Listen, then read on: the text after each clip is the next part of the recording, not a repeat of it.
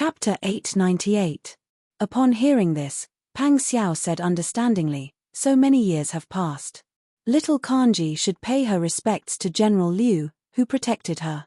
We rarely have the chance to go out, so it's a good time to pay her respects on the way back to the capital. Qin Yining raised his eyebrows. That's the general of BG. Even if he's the general of BG, he's still a loyal person. Such a person deserves respect. Qin Yining smiled. In fact, Pang Xiao was willing to go through the trouble of collecting the bodies of her maternal grandfather's men when Daiju and Dian were at war. He respected this type of loyal and patriotic person. Lian Xiaoju couldn't help but sneak a glance at Pang Xiao. She pursed her lips and smiled. Paying respects to General Liu is one thing, but there's another important matter. Qin Yining leaned close to Pang Xiao and whispered a few words in her ear. Pang Xiao suddenly sat up straight. Her phoenix eyes widened as she looked at Qin Yining in shock. Are you serious? Of course I'm serious. However, only little Kanji and I can find this place. Normal people won't be able to find it in a short time after entering the mountain. Pang Xiao looked at Qin Yining and little Kanji with a complicated expression. You guys are really amazing. My lord has been looking for this item ever since he left the throne. Someone said that the BG Imperial Jade Seal had disappeared a long time ago. It was later confirmed that this was indeed the case. Previously, my lord was still scolding the BG Emperor for losing the Imperial Jade Seal. Could it be that he used radishes to carve seals to handle court affairs? I didn't expect that this item would be with you. Pang Xiao looked at Lian Xiaoju. Lian Xiaoju said, I don't understand either. I don't remember the things in the palace, so I don't have any idea about the Imperial Jade Seal. Later, my sister took me away from there and hid this item. Pang Xiao nodded. If that's the case, we really have to make a trip to the mountain. However, we have to plan who we'll bring along. Qin Yining held Lian Xiaozhou's hand and said with a smile, I'll leave it to you. Pang Xiao thought for a moment, then stood up and said, now the Imperial Envoy has arrived. Everything that needs to be done has been done. I will go and make some arrangements. Let's set off as soon as possible. If this drags on, Your Majesty might not just issue an edict next time. He might even arrange for someone to capture him. After Pang Xiao went out, Qin Yining held Lian Xiaozhou's hand and said, Don't worry. Wang Yi is not an unreasonable person. He won't hurt you. I've always known. Lian Xiaoju looked at Qin Yining with trust in her eyes. Since sister arranged to tell Wang Yi about this, she must be certain that I'm safe. Good girl. Qin Yining patted Lian Xiaozhou's head and said with a smile, Go tell your sister Bing Tang and sister Ji Yun that we should pack up and prepare to return to the capital. Yes. Lian Xiaoju ran out happily. Qin Yining rubbed the space between his eyebrows. He didn't know what the situation in the capital was like, but he was certain that it definitely wouldn't be as comfortable as it was here. Now that he was under Li Qitian's nose, he couldn't help but be tense. However, after a short period of exhaustion, Qin Yining's fighting spirit was ignited again. In order to reunite with her family as soon as possible, in order for her 2 children to be able to live freely in this world in the future, without having to hide from place to place, she was willing to do anything. Although Xie was good, it was, after all, a place to hide from the world. She couldn't let her family live there cautiously forever, right? With the Imperial Envoy present, Magistrate Qi was more active than usual. Several times when Lu Ting went back and forth between the military camp and the Yamen, Magistrate Qi followed by his side. Perhaps because the Imperial Envoy was present, Magistrate Qi had a backbone and was no longer afraid of the slightest thing. When the news that Pang Xiao had been transferred back to the capital and that the commander of the South Pacifying Army would select a suitable candidate to be sent out spread, the entire South Pacifying Army camp was in an uproar. In the beginning, the soldiers who were not convinced by Pang Xiao and made trouble for Pang Xiao were all discussing in private when they heard that Pang Xiao had been transferred for no reason. There were even some straightforward men who formed a group to ask the Imperial Envoy. The court didn't give out grain and told the local people to raise their own salaries. Brothers, you've never seen the Yamen give out money, but Wang Yi came and never shorted the brothers' rations and salaries. That's right, Wang Yi even led the brothers to suppress bandits. In the past, the people of the old Dian capital saw us as enemies, but now they see us as benefactors. Now, I am someone who can walk with my back straight in front of the people. Such a good commander, you can't just change him with a few words. The soldiers had rough temperaments and loud voices. They shook Magistrate Qi and Lu Ting's heads until they were buzzing. After these people expressed their views, Lu Ting said, "Your Majesty arranged for Wang Yi to return to the capital, so you must also want to commend Wang Yi for his achievements here. I already know everyone's thoughts and will definitely be heard by the heavens. Everyone, don't worry." Magistrate Qi also nodded repeatedly, indicating that Pang Xiao's transfer was ordered by Your Majesty. Hearing that it was an imperial edict, the people present had no objections.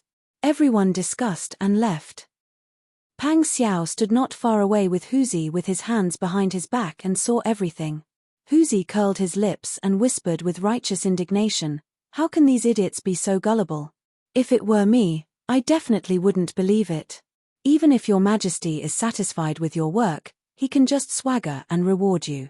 Who doesn't rub powder on their face and rub it in their pants? You've been transferred back to the capital without any promotion or reward.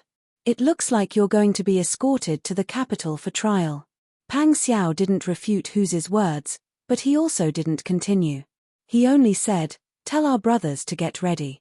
Mr. Xie, Mr. Shu, and the others also pack up at the fastest speed. We'll set off tomorrow." "Yes." Huzi nodded and then asked, "Wang Yi, we still have 2 people locked up here. Who were the 2 people locked up?" Of course, it was Yuan Yu Jiang Yuan, the shopkeeper arranged by Tian Jizi and Lu family to check the accounts in Guangdong. Pang Xiao smiled and said, "It doesn't matter. With Tian Jizi's ability, she can leave whenever she wants. I'll let Tian Jizi out now. When did I say I'll let her go?" Pang Xiao raised his eyebrows. Huzi was surprised and said, "Didn't you just say that she can leave whenever she wants?" Pang Xiao curved his lips and said, "She's so powerful. She can leave with her own ability. Why does she need this king to let her go? In this case, will Mr. Mu? No, he won't. He said it himself. We have good food and drink here. He wants his uncle to calm down so that he won't let his imagination run wild when he comes out." Huzi was speechless when he heard this. Then he asked, "What about shopkeeper Yuan? He's coveting your Wang Fei and wants to swagger out? Let him eat his prison food and think about where he went wrong." Huzi nodded and couldn't help but sigh. With Wang Yi's jealousy, it was already merciful that he didn't take Yuan Yu Jiang's life. Chapter 899.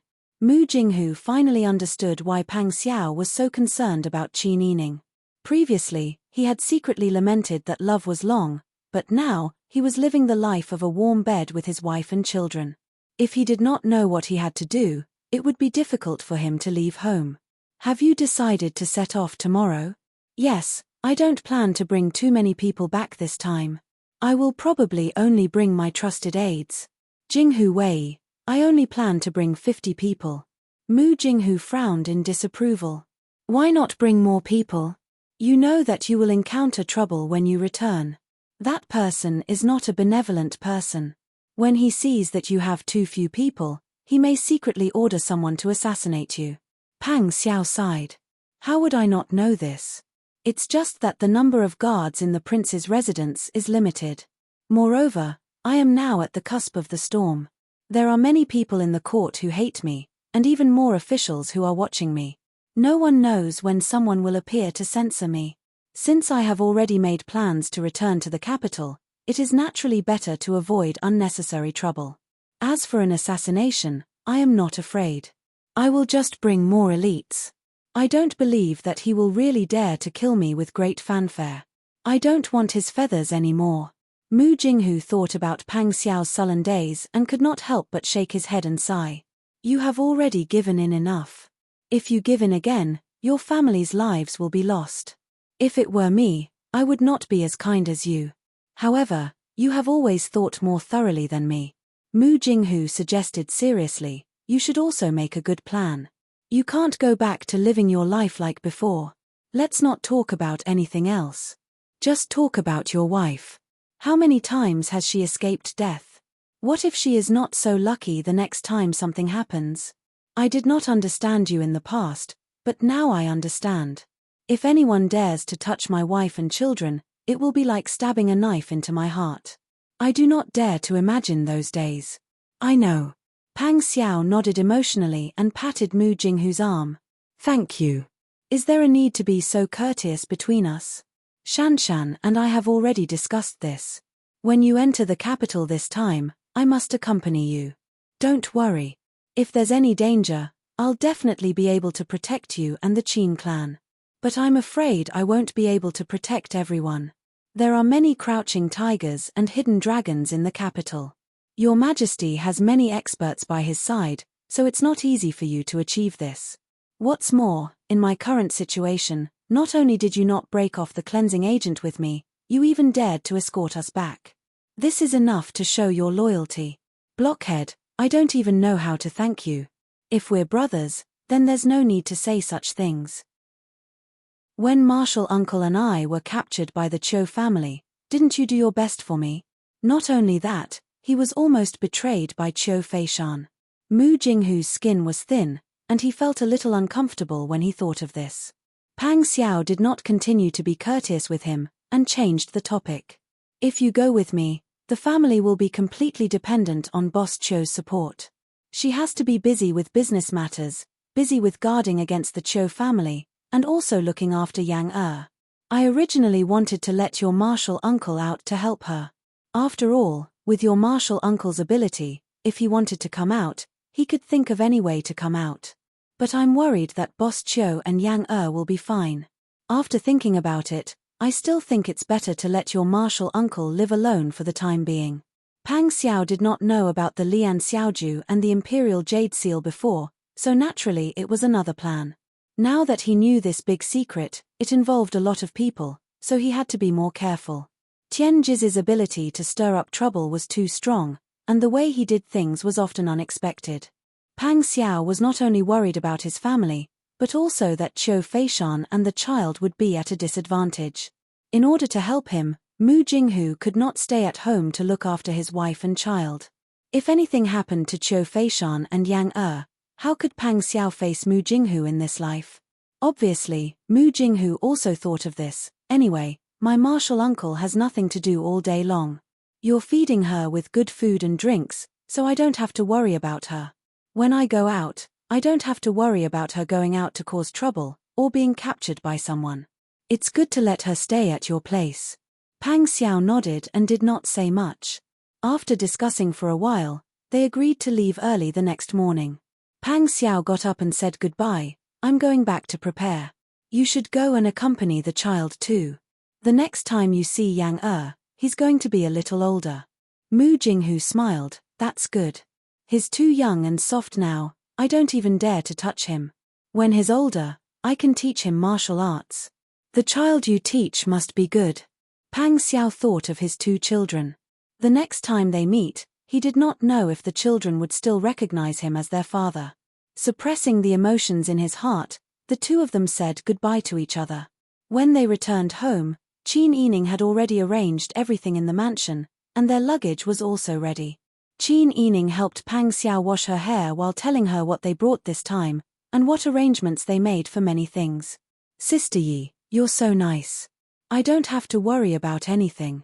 You've already arranged everything so neatly. Pang Xiao listened to Qin Yining's words. She wiped her hair with a cloth towel and hugged Qin Yining bare-chested. His upper body was muscular and well-proportioned. His honey-colored skin was covered with large and small scars, which glowed softly under the orange light. Qin Yining blushed and let him hold her waist. She stood on her tiptoes and stretched her arms to wipe him dry. Stop fooling around. It's cloudy tonight and the wind is strong. I don't think the weather tomorrow will be good. Let's rest early so that we can be more energetic on the road tomorrow. Are you afraid that I don't have enough energy? Pang Xiao hugged her a little tighter. The two of them were close together. Qin Yining's face was red and she quickly pushed him away. Stop fooling around. You're always fooling around. Pang Xiao was in a good mood. He hugged Qin Yining and slept soundly.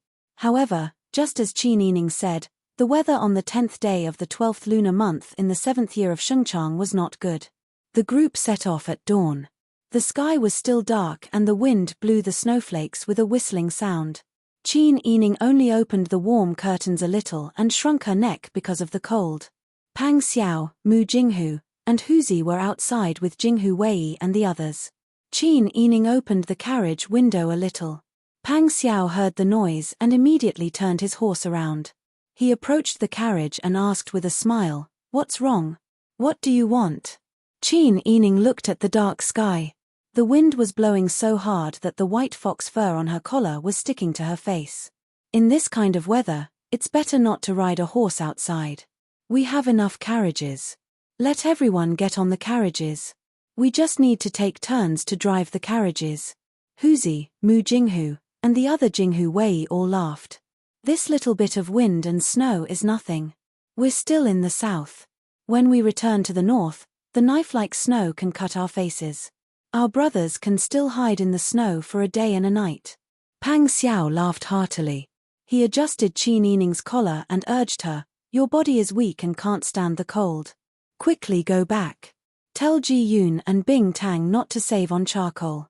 Qin Yining helplessly sat back in the carriage. She closed the window and lowered the warm curtains. She hugged the hand warmer for a long time before her cold hands warmed up slightly. "I'm most worried about the winter in the capital. We're now traveling in the 12th lunar month. It'll probably be spring by the time we reach the capital." Ji Yun saw Qin Yining shrunk her neck and buried half her face in her collar like a small animal that was afraid of the cold. She couldn't help but tease her. "It'll be even colder in late spring. In February, it'll be freezing but not the earth." Qin Yining wrinkled her nose. They weren't returning to the capital and there wasn't such weather. They had just set off and they were already caught up with dark clouds, strong winds, and sudden snow. Could it be that the heavens were warning them of the difficulties ahead? With Pang Xiao and Jinghu Wei around, the journey was very smooth. After arriving at Liang City, Pang Xiao asked Ji Yun, Bing Tang, Xie Yu, and Xu Weiji to follow Jinghu Wei to stay in the city to replenish their supplies. He called Qin Yining and Lian Xiaoju alone and brought only Huzi and Mu Jinghu with him. The group of 5 entered the mountains. The mountains were covered in snow. If one wasn't familiar with the mountains, they would probably get lost as soon as they entered. Fortunately, Qin Yining and Lian Xiaoju had rich experience living in the mountains and had a strong sense of direction. The two of them led the way while Pang Xiao and the other 2 dragged them on foot. After spending half a day, they arrived at an open space in the evening. In the blink of an eye, many years had passed. The burned area that was left as a mark was already covered in snow and ice. The trees in the small forest that had been burned by the fire were all over the place. There was still snow hanging on the withered branches. Qin Yining and Lian Xiaoju held hands and walked around the open space, carefully looking at the surroundings. Lian Xiaoju said, "It's here." Qin Yining nodded and turned around to where the house was. "This used to be a wooden house." Pang Xiao nodded and took out the shovel that he brought up the mountain and gave it to Huzi and Mu Jinghu. "Come, let's start." Huzi took the shovel and stamped his feet in confusion. "Wang Yi, the ground is frozen solid. I don't think the shovel will be able to dig a hole." "Go ahead and dig, there are treasures inside." Pang Xiao had already taken off his cloak and handed it to Qin Yining. He swung his arms and started digging. When Huzi and Mu Jinghu heard that there were treasures, they did not ask any more questions and only focused on digging. However, just as Huzi said, the ground in the mountains was already frozen solid. If not for the fact that the 3 of them were not ordinary people, they would not have been able to stand it after a few digging.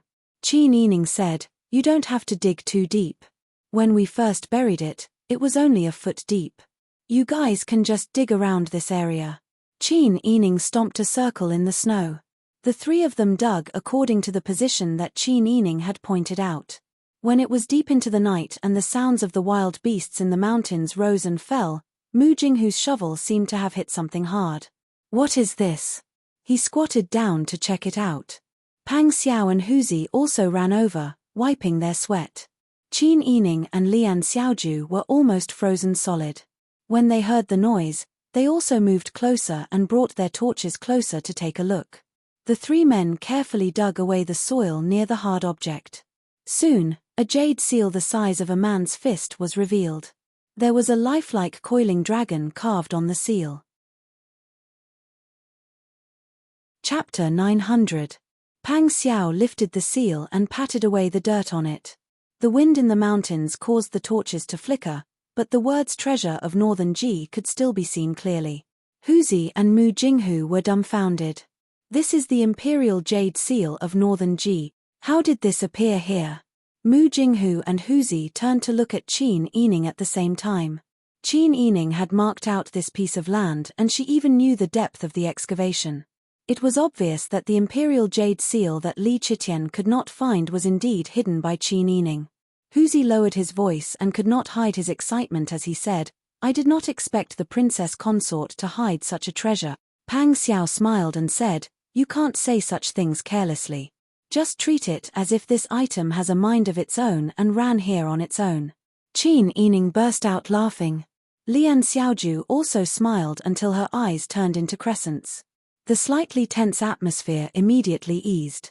Huzi also suddenly realized that his words were inappropriate. He smiled apologetically and scratched the back of his head. Pang Xiao turned around and handed the imperial jade seal to Qin Yining. "Take it," she said, "let's restore this place to its original state." Okay. Huzi and Mu Jinghu did not have any objections. Very quickly, they began to work in full swing. Qin Yining held the heavy imperial jade seal and showed it to Lian Xiaoju. Lian Xiaozhou's slender and white fingertips gently stroked the muddy words treasure of Northern Ji. Her eyes were already wet. It was impossible to say that she did not feel a bit of disappointment about the past. But she was no longer an insensible child. She understood what she could and could not do now. Moreover, in order to protect her, Qin Yining had hidden the truth from his most beloved for so many years. No matter how difficult her life had been, he had never mistreated her. Even if he wanted to take out the imperial jade seal now, he had considered everything for her before telling her about it. If it was someone else with bad intentions, they would have deliberately left her behind or even killed her. Wouldn't she have to bear with it? Qin Yining was kind and did his best for her. He treated her like a younger sister. She could not be conflicted over the past that she could not remember clearly. It was not worth it to use the past to hurt the people closest to her. Northern Ji's fate was already over. It was already in the past. Pang Xiao and the other two restored the place to its original state. They also brought some snow to cover the ground. Fortunately, the snow has been heavy recently. It won't be long before these traces and our footprints are covered, Pang Xiao said with a smile. Qin Yining nodded and handed the imperial jade seal to Pang Xiao for safekeeping. "I don't think anyone will come here in the wilderness. Let's think about how to spend the night. It's not suitable to go down the mountain now." As soon as he finished speaking, they heard a wolf howl. Qin Yining and Lian Xiaoju could not help but tense up. Pang Xiao hugged Qin Yining's shoulder. As far as the eye could see, the branches of the forest were baring their fangs and brandishing their claws. The sound of wolves howling could also be heard. The north wind whistled, mercilessly drilling into people's necklines. The rustling sound of falling snow in the dark and silent night was like the footsteps of an unknown object. He suddenly remembered when Qin Yining was young. The dark night, the cold, the hunger, and the possibility of wild beasts pouncing on them at any time. They had to work non-stop every day. What if they suddenly fell sick? What if they encountered wild beasts or got injured? While other girls were living a comfortable life, his darling had already tasted the cold and warmth of the world in order to survive. Qin Yining did not notice Pang Xiao's strange emotions. He held Lian Xiaozhou's hand and asked, "Is there a cave nearby where we can take shelter for the night?" Lian Xiaoju nodded. "Yes, let's walk this way along the slope. Sister, come with me." Lian Xiaoju held Qin Yining's hand. The two of them skillfully picked up a thick wooden stick to clear the obstacles in front of them. Their nimble footsteps surprised Pang Xiao and the others. Pang Xiao, Mu Jinghu, and Huzi hurriedly followed. After walking for about 10 minutes, Lian Xiaoju found the familiar place. That place could not be considered a cave. It was just a depression formed by the thick roots of a large tree on the slope. It could cover half of the top of the head and block the wind. The five of them lit a fire in the middle.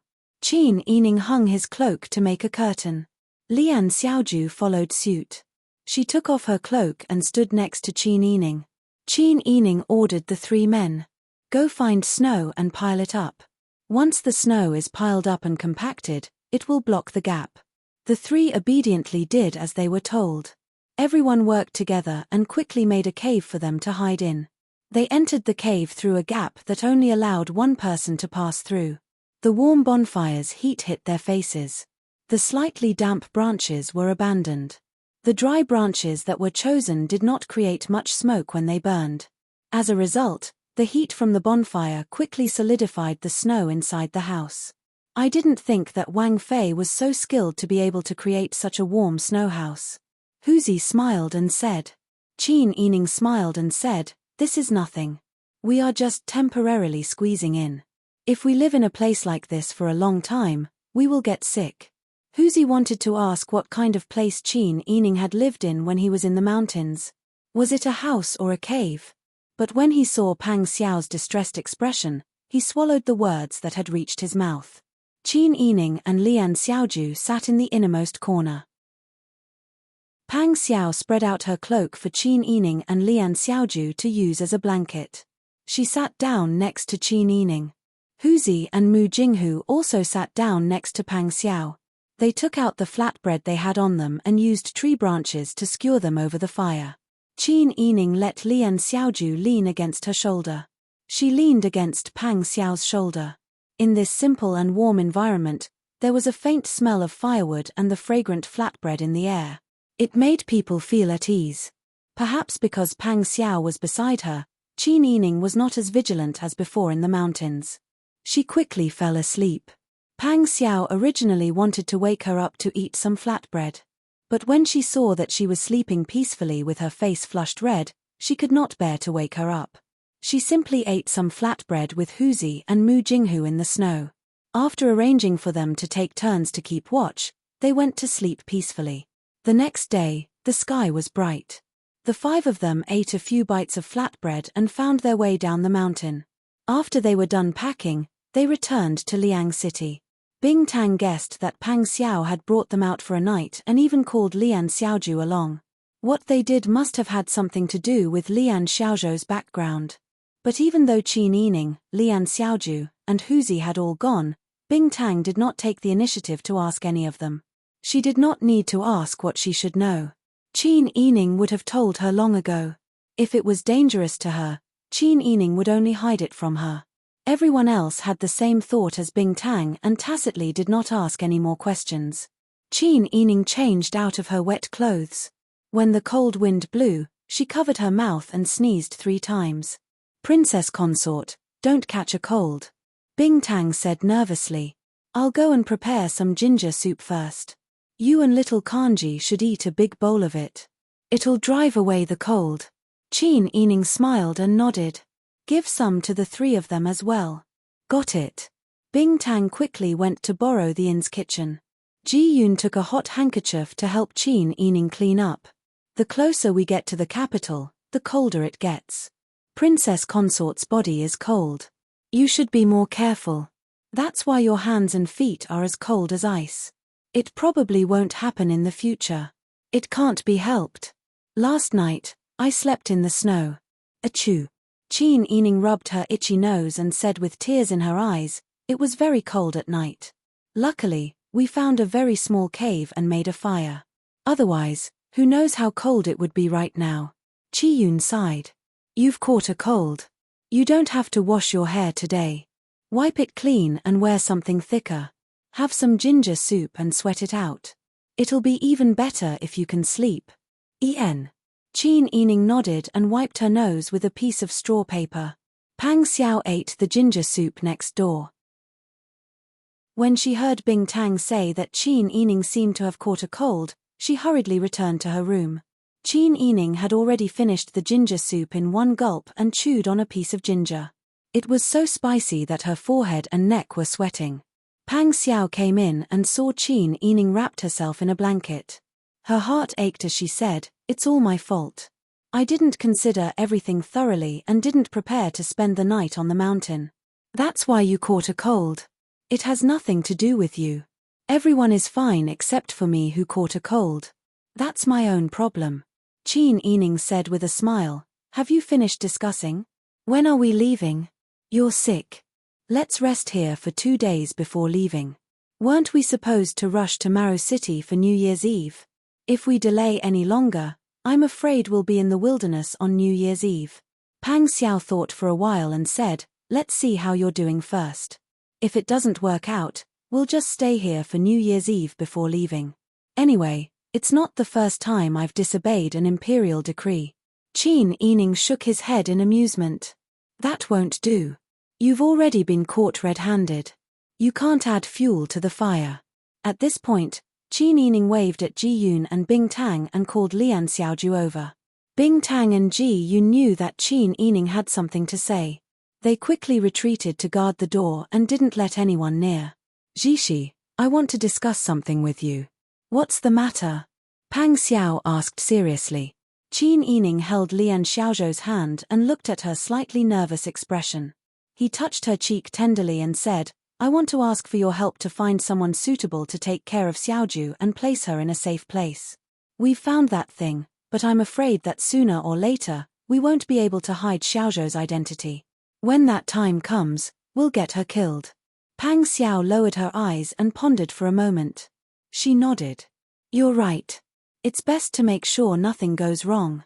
Lian Xiaoju shook her head. "Sister, I'm not afraid.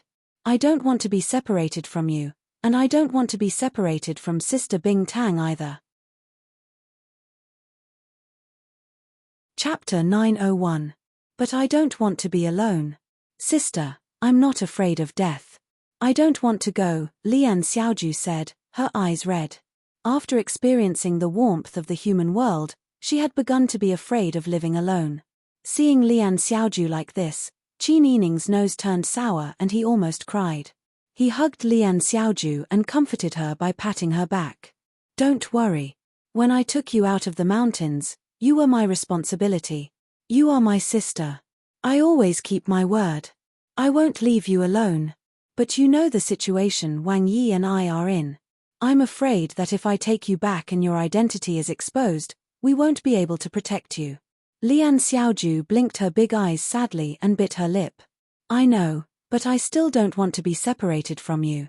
She knew that Pang Xiao and Qin Yining's trip was dangerous. They were sisters. At the critical moment, she went to live a peaceful life, leaving Qin Yining alone to take the risk. How could she be at ease?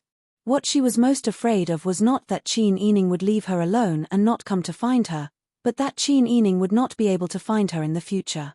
How could Qin Yining not understand what Lian Xiaoju was worried about? He pulled her and persuaded her for a long time. Seeing that she seemed to have made up her mind, Lian Xiaoju had no choice but to nod. Qin Yining asked Pang Xiao, "Do you have a suitable place?" Pang Xiao thought for a while and said, "Wait a moment. I'll go ask Mu Tu." After saying that, she lifted her leg and left. Not long after, Pang Xiao and Mu Jinghu came back together. Qin Yining said in surprise, "Is Tianji Valley nearby?" "Yes." Mu Jinghu said, "It's not far from here." Qin Yining frowned and said, "But I heard from Boss Chiu that your Tianji sect is especially poor. You live in straw huts and sleep on haystacks. Even your food bowls are made of wood." Mu Jinghu blushed and coughed. "That's because I can't bear to use a good one. It's not as exaggerated as what Shanshan said." Seeing Mu Jinghu's reaction, Pang Xiao could not help but laugh. "He's the most stingy one in their sect. Tian Jizi is a master at accumulating wealth. The previous generations of Tianji sect leaders were all extraordinary people. They definitely have treasures hidden in their chests. It's not like we can't live a good life in Heaven's secret valley." Looking at Lian Xiaoju, Pang Xiao said, "It's just that Heaven's secret valley is someone else's territory. At that time, I couldn't arrange for my whole family to go there, so as not to disturb the peace of Heaven's secret valley. But little Kanji is just a little girl. I'll arrange for 2 more guards to protect her. There are only 3 people in total. Would can still arrange it. Mu Jinghu nodded and said, yes, 3 people can definitely live there. The house and land are ready-made. They can be self-sufficient. It's also convenient to go out and buy things. But there are some special formations that need to be recognized if they want to go in and out. This is also easy. I'll just tell them. Qin Yining asked curiously, does Chimen Dun Jiao really exist in this world? In your heaven's secret valley, ordinary people can't go in? Mu Jinghu nodded. Yes, but I don't know how to do it. Qin Yining nodded and asked again, then does Tian Jizi know how to do it? Martial Uncle has learned the art of geomancy for a long time, but the most powerful thing is still divination. In fact, I also wanted to learn Chimen Dun Jiao, but Grandmaster said that I was a blockhead and not very useful. He only taught me martial arts and medical skills. He also said that if he accepted another disciple in the future, he would teach him Chimen Dun Jiao. Qin Yining smiled and said, I know. Originally, your Grandmaster accepted you as Tian Jizi's disciple and let him teach you martial arts in order to let you protect Tian Jizi. But Tian Jizi was too lazy to take a disciple, so she pushed you to a junior brother who hasn't appeared yet. She only asked you to call her martial uncle. Mu Jinghu smiled embarrassedly and nodded. That's what happened.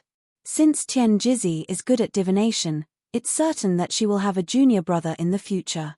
Qin Yining smiled and said, maybe your real Shizuan is already learning Chimen Dun Jiao. Mu Jinghu was stunned when he heard this. After thinking for a while, he grinned and said, maybe that's the case. Pang Xiao smiled and said, well, we've digressed too far.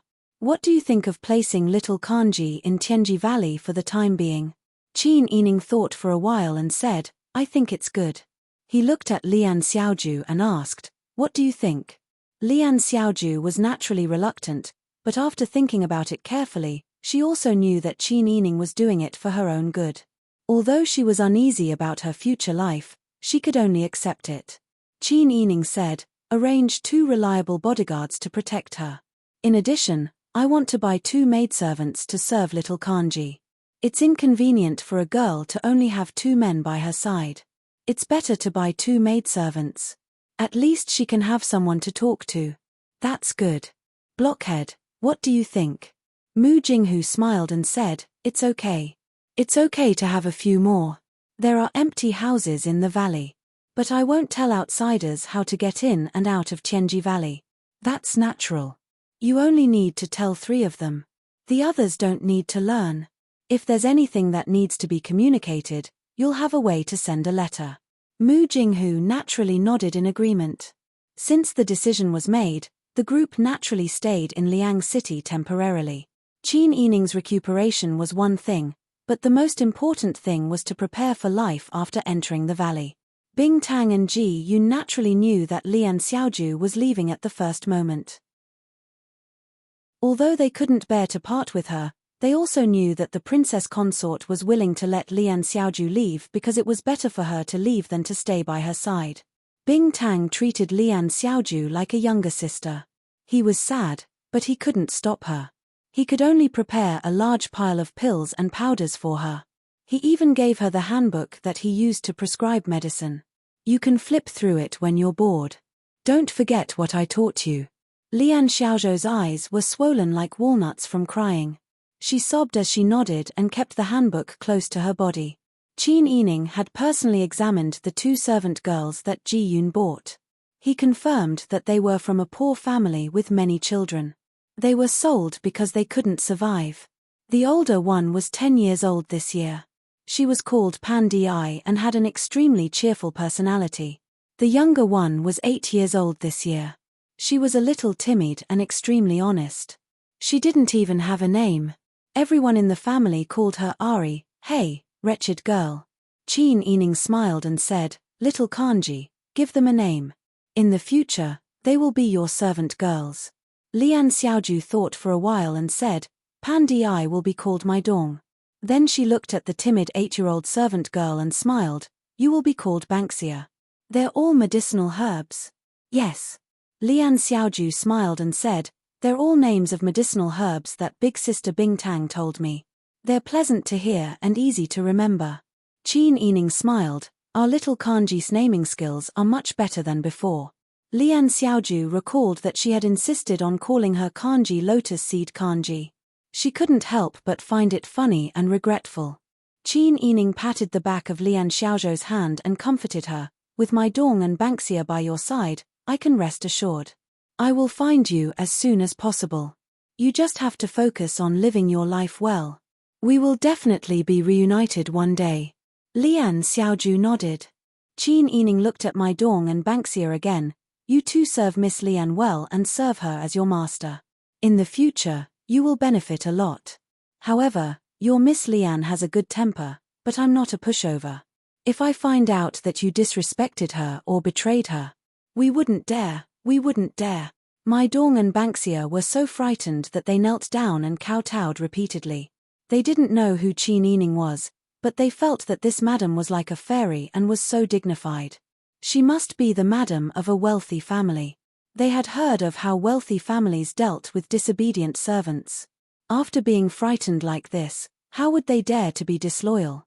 Qin Yining played the role of the bad cop, so naturally, he gave the opportunity to play the role of the good cop to Lian Xiaoju.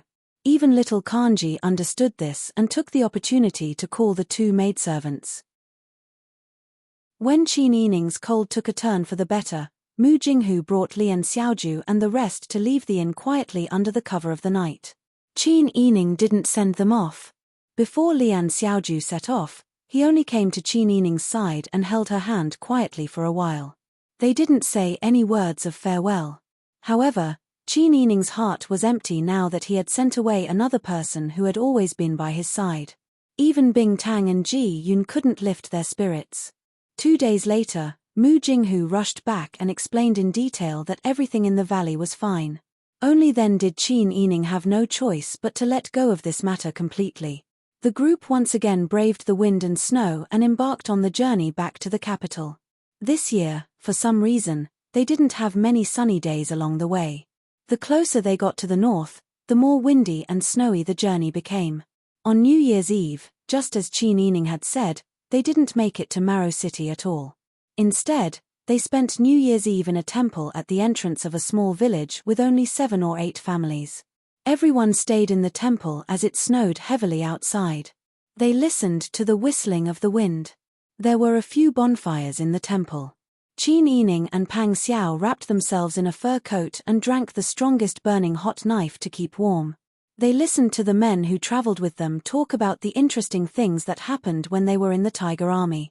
Although it was a little simple, this New Year's was very interesting. The group walked through the cold winter. When they arrived at Daxing, which was 2 to 3 days away from the capital, it was already the 20th of the first month of the 8th year of Shengchang. Pang Xiao had his own field in Daxing. Naturally, he brought his men to stay in the field for a few days to rest and reorganize. It would also be good for them to think about what to do next. In the main room of the field house, the large kang bed by the window was heated up. There was a square table on the kang bed with tea bowls, melon seeds, peanuts, candies, and dried fruits. The group sat around the square table.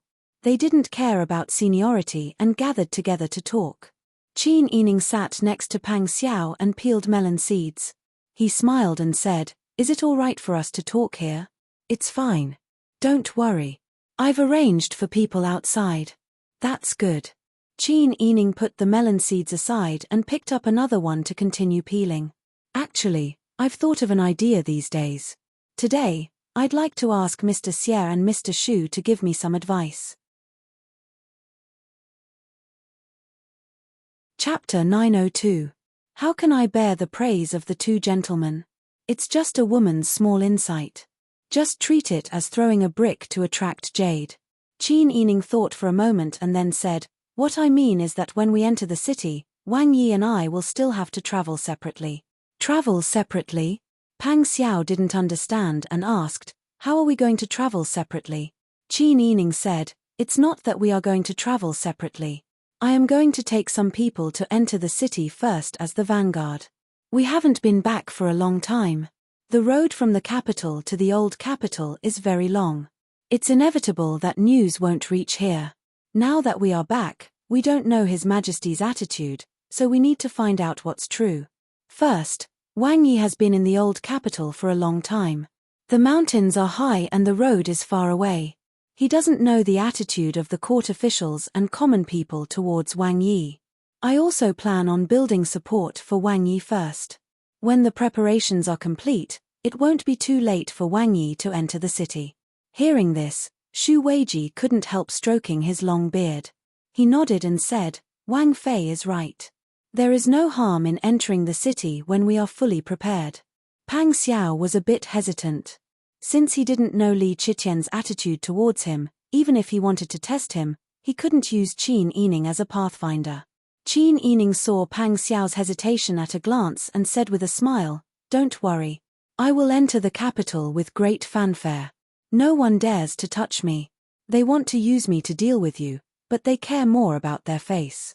Hearing this, Xie Yu also said, Wang Yi, this old man feels that Wang Fei's words are reasonable. Pang Xiao's eyebrows were tightly knitted, and the word Chuan was squeezed out between his eyebrows. Qin Yining smiled and said, I understand Wang Yi's worries. But you should understand that this is an important place in the capital. You can do whatever you want outside, but you can't do it here. If you do, it will be a stain on your life. Of course I understand. But that was when you were in the palace. Pang Xiao didn't continue, but everyone understood what he meant. Back then, Qin Yining had almost been framed in the palace. Even now, he was still afraid. If it wasn't for Qin Yining's intelligence, he would have been too far away to do anything. In the end, the only thing he could do was collect her corpse. Qin Yining laughed and said, You're worrying too much. I'm not in the palace right now. Xie Yu and Xu Weiji both felt that Qin Yining's plan was feasible. However, they also knew that Pang Xiao valued Qin Yining very much. He would never allow Qin Yining to take risks for him.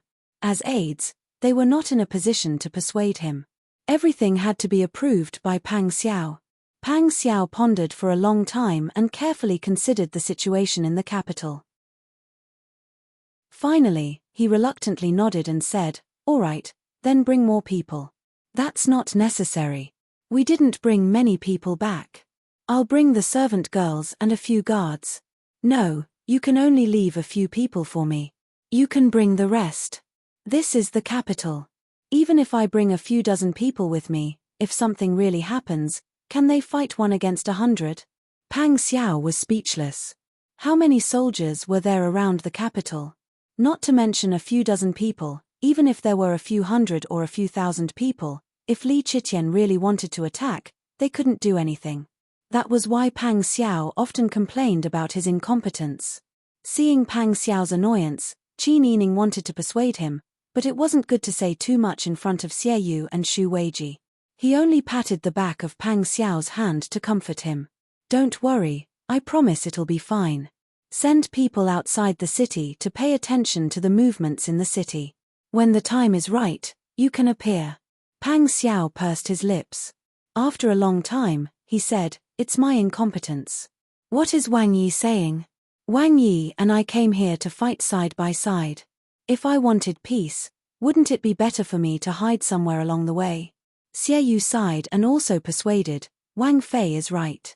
Wang Yi, Wang Fei is thinking for you. Don't disappoint her. Yes, Wang Fei is righteous. I also admire her. Xu Weiji also raised his hands. Qin Yining quickly waved his hand, Sirs, please don't be like this.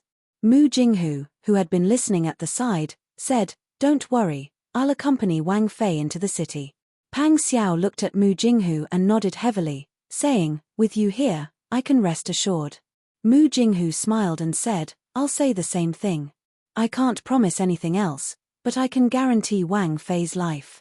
Pang Xiao nodded. Although he agreed to Qin Yining's suggestion, he was already prepared for the worst. After the plan was set, Xie Yu asked, When does Wang Fei plan to leave? We'll leave tomorrow. The earlier we finish this, the better the Wang residence can be reorganized. When they left the capital, Qin Yining brought his family with him. They thought they would never come back. The servants in the residence had all been dismissed. The residence had been empty for so long. They didn't know what it was like. After everyone finished discussing, Pang Xiao went to pick out 20 Jinghu Wei. Add Bing Tang and Ji Yun. Bring Mu Tu as well. Qin Yining smiled and nodded. Don't worry. I'll act according to the situation. There won't be any danger. What could Pang Xiao say? Just as Qin Yining said, she was his comrade who fought side by side. She wasn't someone who hid under his wings and wanted him to protect her. The next morning, Qin Yining took the Jinghu Wei that Pang Xiao had chosen and left the country estate in a carriage. Pang Xiao, Xie Yu, Shu Weiji, Huzi, and the remaining people temporarily stayed in the country estate. Pang Xiao made arrangements for them and ordered them to take turns to monitor the situation in the city and report it promptly. If anything happened, he would be able to arrive in time. The ground in the north was still covered in snow during the first month. This year's snow was heavier than previous years. The road was very difficult to walk on. They could have arrived in 2 days if they were faster, but they walked for 3 days. When they arrived at the city gates, it was already 9:15 on the 24th. At this time, the city gates were already closed and there was a curfew in the city. Qin Yining frowned and said, "We came back at the wrong time." "That's right. It's all because the road is difficult to walk on. Wang Fei, are we still going to set up camp in the wilderness?" Qin Yining thought about it and said, "There's no need for that. Even though there is a curfew in the city, the curfew depends on the person. I'm a Wang Fei, so we should take advantage of my status for once." As he said this, he turned around and ordered the Jinghu Wei named Tang Xiao Tang, "Go to the sentry post and see what kind of person is on duty at the city gate today." Hearing this, Tang Xiao immediately nodded and urged the horse towards the city gate. Qin Yining sat in the carriage and looked at the situation in front of the city gate in the distance. Tang Xiao raised her head and said a few words to the people above. Then she urged the horse back and reported, "Wang Fei, the person on duty at the city gate today is surnamed Gong. He was a soldier under Wang Yi for 2 years and has been promoted to the rank of commander." Qin Yining smiled and said, "Your family's Wang Yi really has a lot of connections. It's good. Take this and tell him that His Highness's family is on their way back and has been delayed for too long. It wasn't easy for them to reach the city gate, but it's already this time. Ask him if he can make an exception and open the city gate to let us in." As he said this, he handed Tang Xiao a round jade pendant with long tassels hanging from it. It was a sword tassel. Chapter 903. Seeing Tang Xiao bring Pang Xiao's sword to the city gate, Ji Yun and Bing Tang held their breaths. Ji Yun whispered, "Wang Fei, will Gong Zongqi make an exception and open the city gate?" "It's hard to say." Qin Yining smiled, "It's not like we have to enter the city immediately, but since we're in the middle of the night, we might as well try." Bing Tang said, "If that person remembers Wang Yi's old friendship, he will definitely open the gate." "Not necessarily." Qin Yining said, "It depends on whether that person has an upright and plain-spoken personality or a smooth and sly personality. I had Bing Tang bring the sword over not because I wanted to use Wang Yi's token to impress anyone. I just heard that Gong Zongqi was once under Wang Yi's command, so it was easier for him to identify him. Otherwise, there would be other ways to prove his identity. Whether or not he remembers their old friendship, as long as the other party is smooth and sly enough, he will let us in. After all, no one wants to offend Wang Yi, right? It's just a matter of turning around and reporting a few things to the higher-ups." So Wang Fei predicted that even if he was willing to open the gate, he would turn around and report it. "That's right. We came back in an open and above-board manner, not to commit crimes. We just came back a little late and arrived at this hour, so we asked them to make an exception for us." So what kind of people are the curfews restricting? There are so many brothels in the capital. If the curfew was really banned, wouldn't those brothels close down? Bing Tang and Ji Yun looked at each other. They had to admit that Qin Yining was speaking the truth. Whether it was in the Dian dynasty or the Daeju dynasty, some laws only restricted the ordinary people who had no special privileges. People like Wang Yi and Wang Fei, who didn't use their status to suppress others, were in the minority. Just as they were talking, There was a sound from the city gate. Soon, Tang Xiu came back with a tall and muscular middle-aged man. Gong Wen greets Wang Fei. Qin Yining lifted the curtain and said with a smile, "No need for formalities, Commander Gong. Our group originally planned to return before the curfew, but the road was blocked by ice and snow, and we were traveling south. No matter how fast we rushed, we were still too late. I have no choice but to ask Commander Gong if you can make an exception and allow us to enter the city. Otherwise, it would be really hard to endure the cold weather." Gong Zongqi smiled and said, "If it was someone else, it would be impossible, but Princess Consort is an exception. Wang Yi is loyal to the country, and Wang Fei is a husband and wife. Both are pillars of Daju. It's just a small matter like opening the city gates. Wang Fei, please follow this lowly official. You flatter me. Sorry for making things difficult for you. It's nothing." As the two of them spoke, the carriage and the procession slowly moved forward. Gong Zongqi followed beside the carriage and smiled as he chatted with Qin Yining. He then asked, "Why isn't Wang Yi with the princess consort?" Qin Yining pretended to be surprised and said, "Could it be that Wang Yi hasn't returned to the capital yet?" Gong Zongqi was stunned for a moment before he smiled and said, "Not yet." Qin Yining nodded and said, "I received a letter from Wang Yi saying that Your Majesty ordered us to return to the capital. Thus, I hurriedly brought everyone and set off. If Wang Yi hasn't arrived yet, he should be arriving soon." "I see." Wang Yi and Princess Consort came separately. "That's right." Qin Yining sighed with a worried expression. However, he didn't say anything else. At this time, the group of people had already arrived at the city gates. Gong Zongqi gave the order and someone opened the heavy gates halfway. Qin Yining's carriage and the procession smoothly entered the city gates. Qin Yining got out of the carriage and thanked Gong Zongqi again. Gong Zongqi waved his hand and smiled, "Princess Consort, don't be like this. There is a curfew in the city now. It's more important for you to return to the prince's residence." "Many thanks, Zongqi." The group of people left the city gates and headed towards the center of the city. Gong Zongqi watched as Qin Yining's procession walked away and then turned to report to his superiors.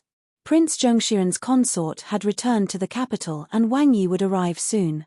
Even though he had opened the gates for convenience, he still had to report to his superiors. The streets of the capital were especially quiet at night. The sound of wheels and horse hooves sounded crisp in such a quiet environment. Qin Yining temporarily closed his eyes to rest. They had returned to the prince's residence and had to tidy up before they could rest. He didn't know what the prince's residence had become without anyone taking care of it for so long. Seeing Qin Yining close his eyes to rest, Bing Tang and Ji Yun did not make a sound. They helped Qin Yining tighten his dark blue cloak and then the two of them also went to sleep. There was still some distance from the city gates to the prince's residence. Qin Yining had been on the carriage for such a long time and was already tired. Perhaps it was because she felt at ease after entering the city, she unconsciously became drowsy. Her head rested against the wall of the carriage as she dozed off. The silver butterfly earrings on her ears swayed as the carriage moved and rubbed against her white jade neck. At this time, a wave of noise suddenly came from the quiet street. Several young masters dressed in brocade and jade clothing were walking on the quiet street with their arms around each other's shoulders. It was such a cold day, but their faces were flushed and their bodies were steaming. When they spoke, their tongues were thick and their words were slurred. It was clear that these people were slightly drunk. The new person in the front row of Yu Hua Lu is a great beauty.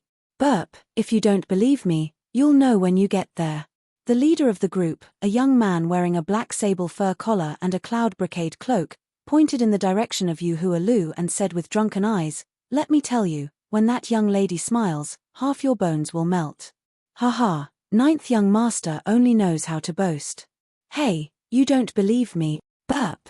The young man called ninth young master gave a long burp and pointed at the corner. You'll know when you get there. If your bones don't melt, I'll ask someone to beat you until you melt. Ha ha ha. The group of young masters laughed unscrupulously. On the quiet street, their laughter was especially wanton. Just as these people turned the corner, they suddenly saw a carriage slowly approaching. Beside the carriage were a dozen or so men. There were no signs on the carriage. Looking at the frame, it was just an ordinary carriage with a flat head. There was an infuriating wind lantern hanging on the carriage that flickered and flickered. It was obvious that the group was of ordinary birth. Ninth young master narrowed his eyes and pointed at Qin Yining's carriage and laughed.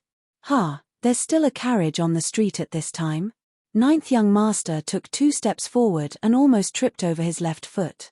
However, he didn't care at all and walked toward the carriage with swaying steps. The coachman and the ferocious tiger guards had already noticed these drunken playboys. Seeing that the well-dressed young man dared to bump into the front of the carriage and was about to be trampled under the wheels, the coachman quickly pulled the reins to stop the carriage. The carriage shook. Qin Yining opened his eyes in a daze and was still in a daze. "What's wrong?" She curiously lifted the curtain and looked outside. Ninth young master and his group had already gathered in front of the carriage. Seeing the carriage come to a stop, the thick, dark blue curtain was suddenly lifted up. Borrowing the light from the wind lantern hanging on the carriage, he saw an exquisite little face that seemed to be carved out of a sculpture. "Oh my, this is really..." The young masters behind Ninth young master were stunned. Ninth young master's eyes lit up and he hurried forward, breathing quickly. Qin Yining was slightly sober by the cold wind. Seeing the situation outside, he lowered the curtain. He softly asked Mu Jinghu outside the window, "What's going on?" Mu Jinghu said, "Nothing. It's because we met a group of drunkards." "Young lady." Ninth young master was about to move closer to the carriage door. However, the Jinghu Wei immediately surrounded the carriage. The men's tall and sturdy bodies were like a wall, keeping the young masters outside. Ninth young master couldn't help but get angry. "Why, young lady, are you not going to let others see you? Why don't you try to rope in your old customers when you're doing business?" Qin Yining frowned. He didn't want to bother with this person's vulgar words. In the capital, the Jinghu Wei didn't dare to act rashly without Qin Yining's instructions. However, they were already angry at the group of young masters' impudence. All of them stood upright and protected the carriage with their iron-like bodies. Ninth young master kicked Jinghu Wei's calf. Jinghu Wei didn't move at all, but he almost fell down. "Young lady, which family are you from? You dare to walk on the streets in the middle of the night? Do you think you're so great with so many people protecting you? You have to understand the rules of doing business if you're in the flesh business. Are you going to never do business with me in the future? You didn't even greet me. You're too indecent." Qin Yining couldn't help but sneer when he heard the drunkard's words from inside the carriage. Outside the carriage, Mu Jinghu couldn't take it anymore and reprimanded, "Don't spout nonsense." "Nonsense. She was brought out of the building at this hour. Do you think she's a chaste woman?" The group of young masters heard Ninth young master's arrogant words. Although their brains were numb from drinking too much, they still knew their limits. Someone pulled Ninth young master and said, "Don't be like this. What if she's the family of one of the court officials?" "Impossible." Ninth young master said drunkenly. "Do you think it's so easy to meet such a beauty? I've seen many girls in the red light streets of the capital, but I've never seen such a beautiful one. In the past, it was said that the Prince Zhongxian's consort was a beauty.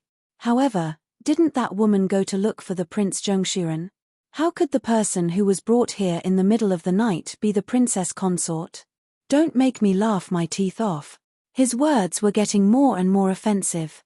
Qin Yining said to Mu Jinghu, who was outside the window, "Young Master Mu, find out who he is." Mu Jinghu asked, "Who are you? How dare you be so shameless and impudent?" "Who am I?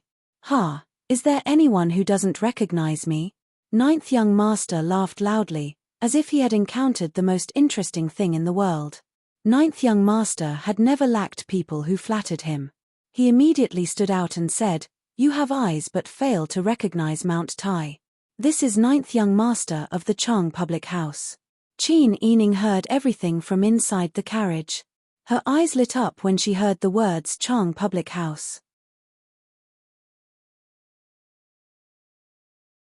Chapter 904. The Jinghu Wei had long disliked these young masters who were full of filthy words. If not for Qin Yining's orders, how could they have just stood there and tolerated them? Now that they heard Qin Yining's voice, before Mu Jinghu could do anything, the Jinghu Wei had already taken action. These men, who had gone to the battlefield to kill their enemies, were fearless when facing an enemy, let alone these hedonistic young masters who spent their days indulging in debauchery and debauchery. Before the ninth young master could make a single move, Tang Xiu had already lifted him up by the collar like a chicken. "Ah! What are you doing? Let me go, let me go." Ninth young master's legs kicked wildly and his hands clawed wildly. Suddenly being captured, he was already half sober. Because Qin Yining had only ordered for him to be captured, the other young masters behind him were all fine. Seeing that ninth young master had been captured, everyone was shocked and wanted to rush forward to save him. However, when they saw that the Jinghu Wei were all tall and strong and were glaring at them covetously, they knew that they did not have the ability and did not dare to step forward. They only dared to gather their courage and shout, "Who are you? Let go of ninth young master." You probably didn't hear clearly. This is the youngest son in the Chang public house that the High Duke dotes on the most. If you dare to touch a strand of his hair today, the High Duke will skin you alive tomorrow. That's right, let him go. Send someone over, quickly. Some people shouted, while others were smarter. Perhaps because they were not drunk, they turned around to report. Although ninth young master was slightly flustered, there was a limit to his fear. When he saw his own people running to report, he stopped panicking and shouted, "You stinky woman, how dare you order people to capture this young master? When my father brings people over, none of you will be able to escape. If you know what's good for you, come out and kowtow 3 times to this young master. Serve this young master well tonight. When this young master is satisfied, I can consider sparing your life, otherwise." Slap. The shouting was replaced by a loud slap. Ninth young master's face was slapped to one side. Mu Jinghu said coldly, "How dare you use filthy words to take liberties with Princess Consort Zhong Shun? You must be tired of living." What? What did he say? Ninth young master's ears were buzzing and he could not hear a single word clearly. On the other side, the foppish young masters who came with him were also stunned. Did we hear wrongly? That person just now said Prince Zhongxian's consort? Yup, it seems to be true. The group was at a loss. Qin Yining lifted the curtain of the carriage. Her bright face looked even more gentle and beautiful under the lamplight. She looked at ninth young master, then looked at the group of foolish young masters, and said in a deep voice, "Don't worry. Someone wants to report. Just in time, go and tell Duke Changguo that his youngest son spoke rudely and took liberties with the loyal Qin Wang Fei. If he wants her, he can go to the Wang Fu to get her." After saying so, ninth of the Jinghu of Zhong of Yongs, Yi. Jinghu Wei's men carried ninth young master into a carriage at the back and stuffed him inside. They were annoyed by his noise and even used a rag to gag him. The wheels creaked as they rolled over the black brick road and gradually moved further away. The group of hedonistic sons looked at each other with worried expressions. What should we do? She really seems to be Prince Zhongxian's wife. Are you sure? Didn't they say she was in the south? I'm sure. I've seen that face before. Even your bones will turn soft when you smile. But this person is too. She's married to a fiend. She's become a yaksha. She only took advantage of him verbally. Why did she start yelling about killing him? Let's not talk about these useless things. Let's think about what to do first. What to do? What else can we do? I don't have a choice. I can only tell Prince Zhongxian's residence. The group of heirs walked away while discussing. Tang Xiu, who stayed at the corner of the street to listen in on the situation, heard all these people's movements. Only then did she catch up with Qin Yining's carriage. Princess consort. They've gone to report.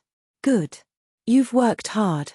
Qin Yining lifted the carriage curtain and said, "This can't be called hard work." But Princess consort, this Prince Zhongxian's residence is an old official of BG. After the present emperor overthrew him, he didn't touch a hair on this old official's head and still kept his title of duke. The Shang family of Prince Zhongshiren has a lot of influence among the old officials of BG. If we really offend them, we may offend the entire BG faction in the future. Hearing this, Qin Yining nodded and said with a smile, I know. Tang Xiu knew that Qin Yining would have a plan. Before they set off, Wang Yi had specifically ordered them to listen to Princess Consort's arrangements. Therefore, Tang Xiu didn't say more. They returned to the Wang Fu bestowed by the emperor and knocked on the door. The old servant who had been left behind to watch the night watch was still in disbelief. Princess Consort has really returned. Yes. You've worked hard watching the house these days. Qin Yining said with a smile. It's not hard, it's not hard. This residence is large, and it's not good for me to walk around. I've just stayed in the room. I haven't seen anyone come in these days. This old servant was wondering when Wang Yi would be sent back to Jing. I hadn't thought that Princess Consort would come back. Qin Yining smiled and nodded. The group entered the Fu. When they had left Jing, Qin Yining had been forced out of the Wang Fu by the Yarrow clan. After that, she had been busy with the funeral and had not been able to attend to the matters of the Wang Fu. While she had safely sent Yarrow Chenggu, his wife, and the Yarrow clan away, Yarrow Chenggu had arranged everything in the Wang Fu himself. The large residence that had been bestowed by the emperor to the Wang Fu was now empty and dusty. Yarrow Chenggu had not left anyone to watch the house. He had only left a gatekeeper. It seemed that he had expected that she would not return. Qin Yining smiled and said, the Wang Fu is such a large residence. We have a limited number of people. Why don't we all stay in the outer courtyard? 1. It's easier to clean up. 2. We can take care of each other when we gather. Even though it was against the rules, they had stayed in the same inn before. However, they had all stayed in the outer courtyard. They were not in the same side courtyard, so it was not a big deal. The Jinghu Wei naturally had no objections. They smiled and agreed. The 20 or so young men rolled up their sleeves and began to tidy up in full swing. They were good at killing enemies on the battlefield. They were also good at other things. Qin Yining and Ji Yun carried the bags into Pang Xiao's study in the outer courtyard. She had planned to stay here for the time being. Bing Tang went to instruct the group of uncouth men to do their work. Soon, the house was mostly cleaned up. Bing Tang took the key to the storeroom and brought some people to retrieve the bedding. Everyone was assigned rooms and arranged for night watch shifts. Then, they all went to rest. Mu Jinghu was arranged to stay in a side room in the courtyard of the study. Before going to bed, Mu Jinghu lifted Zhu Gongzi, who was tied up and pouting, and said, should we lock him up first? Untie him. There's no need to gag his mouth. Mu Jinghu raised his eyebrows and immediately untied Zhu Gongzi. Zhu Gongzi immediately threw away the rag in his mouth and spat twice. He glared angrily at Qin Yining. You evil bitch, let me go. Qin Yining stood on the steps in front of the study. The gentle light in the room shone from behind her and covered her body with a warm halo. Zhu Gongzi could not see Qin Yining's expression, but he heard her gentle voice say something that almost angered him to death. Since you don't know what's good for you, I'll just tie you up. Mu Jinghu laughed and said, that's easy. As he spoke, he tied Zhu Gongzi's arms behind his back and tied him up in a few moves. Zhu Gongzi shouted angrily, you, Qin Yining raised a finger and said, if you scold me again, I'll gag your mouth too. How dare you? Didn't you see whether I dared or not? Wang Yi and I were ordered to return to the capital. We had just entered the city when I was insulted by your filthy words. How will your majesty deal with this matter? Zhu Gongzi gritted his teeth. He did not know how your majesty would deal with this matter, but Pang Xiao was famous for being a fan of his wife. He was also very protective of his children. His wife had been molested by him, how could he let it go? Thinking of this, Zhu Gongzi finally controlled his temper. It was not a bad thing to suffer less before his family came looking for him. Qin Yining laughed and said, looks like you're not stupid. Mu Jinghu laughed and said, you should rest. As he spoke, he picked up Zhu Gongzi and walked out. At the same time, he did not forget to pout his mouth and even cover his eyes. Qin Yining could not help but laugh when he saw Mu Jinghu being so careful. Zhu Gongzi was not a powerful person. Even if he was untied, he might not be able to leave the prince's mansion. However, it was better to be safe than sorry. This person was still useful to her, so there was nothing wrong with being careful. After returning to the inner room of the study, Qin Yining rested on the heated Kang bed by the window that Pang Xiao often used to read. Bing Tang and Ji Yun went to find firewood and started to burn the heated Kang bed. The heated Kang beds in the north were the favorite of people like Qin Yining, who had a cold constitution. The three of them were not particular about it. The three of them huddled together and slept well that night. The next morning, Qin Yining woke up early. After washing up, she sat in front of the table and let Bing Tang help to comb her hair. Comb it into a simple round bun and pin it with a silver hairpin. Just wear the stone-green robe that you were wearing when you came back. The plainer, the better. I know. Don't worry, princess consort. If we're going to put on an act, we have to go all the way. That's exactly what I meant. Ji Yun came in from outside and put down the plain porridge and side dishes on the tray. She said with a smile, "Newbie will go and buy some servant girls today. This Fu is very lifeless right now. It needs more people to liven things up. Ian, the little booklet in my dowry has the addresses of the old people that our family used to hire starting from the 10th page. Let's consider hiring them first. 1. We will be familiar with each other and it will be easy to use them. 2. We were in a rush to send them away and did not make proper arrangements for them. If they are willing to come back and work, we can subsidize them. Yes, I know that Wang Fei is the most soft-hearted." Ji Yun smiled. At this time, Tang Xiu's voice came from outside the door. "Wang Fei, Chang Guogong Fu has sent a visiting card. So fast. It seems that idiot really is liked by Chang Guogong." Qin Yining let Tang Xiu bring the visiting card in. The person who sent the card was not Chang Guogong, but the Furen of Chang Guogong. The visiting card politely stated that she would come to the Wang Fu to visit this afternoon. She did not know if she had the time to meet. If she could not, she would send the visiting card tomorrow. Such politeness and sincerity, how could Qin Yining not accept?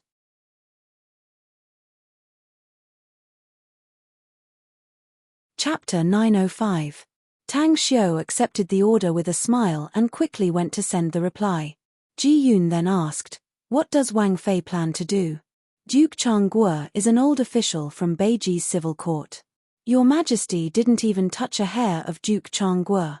If something goes wrong, I'm afraid Duke Chang Guo will be angry and unite with the old officials of Beiji to deal with us. I'm afraid it won't be good. If it was a few years ago, Duke Chang Guo might have done that. But the situation in the court is different now. Not to mention the distant past, in the eyes of outsiders, I'm afraid my father is an example.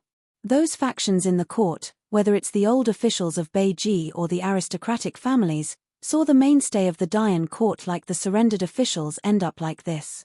Your Majesty isn't even willing to give him a posthumous honor. Could it be they still don't understand? You mean, Duke Chang Guo chose to keep a low profile and suffered this loss?"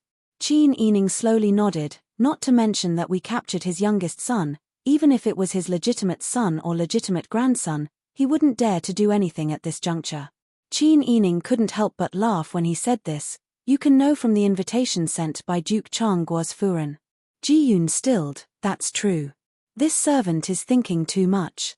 Qin Yining shook his head and pulled Ji Yun's hand, saying with a smile, "You are thinking for me. I understand." The two looked at each other and smiled. Qin Yining smiled and said, "When you go out these days, pay attention to the situation in the court. There are some things that we don't know outside." "Yes, this servant will pay attention." After everything was arranged, Qin Yining and Bing Tang stayed in the room to do needlework. She made a list and prepared to buy some elegant, soft, and comfortable hang silk and cocoon silk to make clothes for Zhao Ji and Han Ji. The children weren't by her side, but they were growing every day in her mind. She imagined how they would look when they grew up. Even if she didn't have a chance to let them wear it in the future, she entrusted her heart to it. Time passed quickly. In the afternoon, Qin Yining rested for a while. Just as she finished washing up, Ji-yoon reported from outside, "Wang Fei, Duchess of Changguo requests an audience. She is in the reception pavilion right now." "Got it."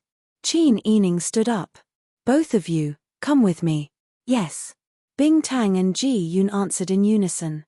Bing Tang asked, "Princess, don't you need to change your clothes?" Qin Yining lowered her head to look at herself. She was dressed in a bluish-green robe and a long white dress.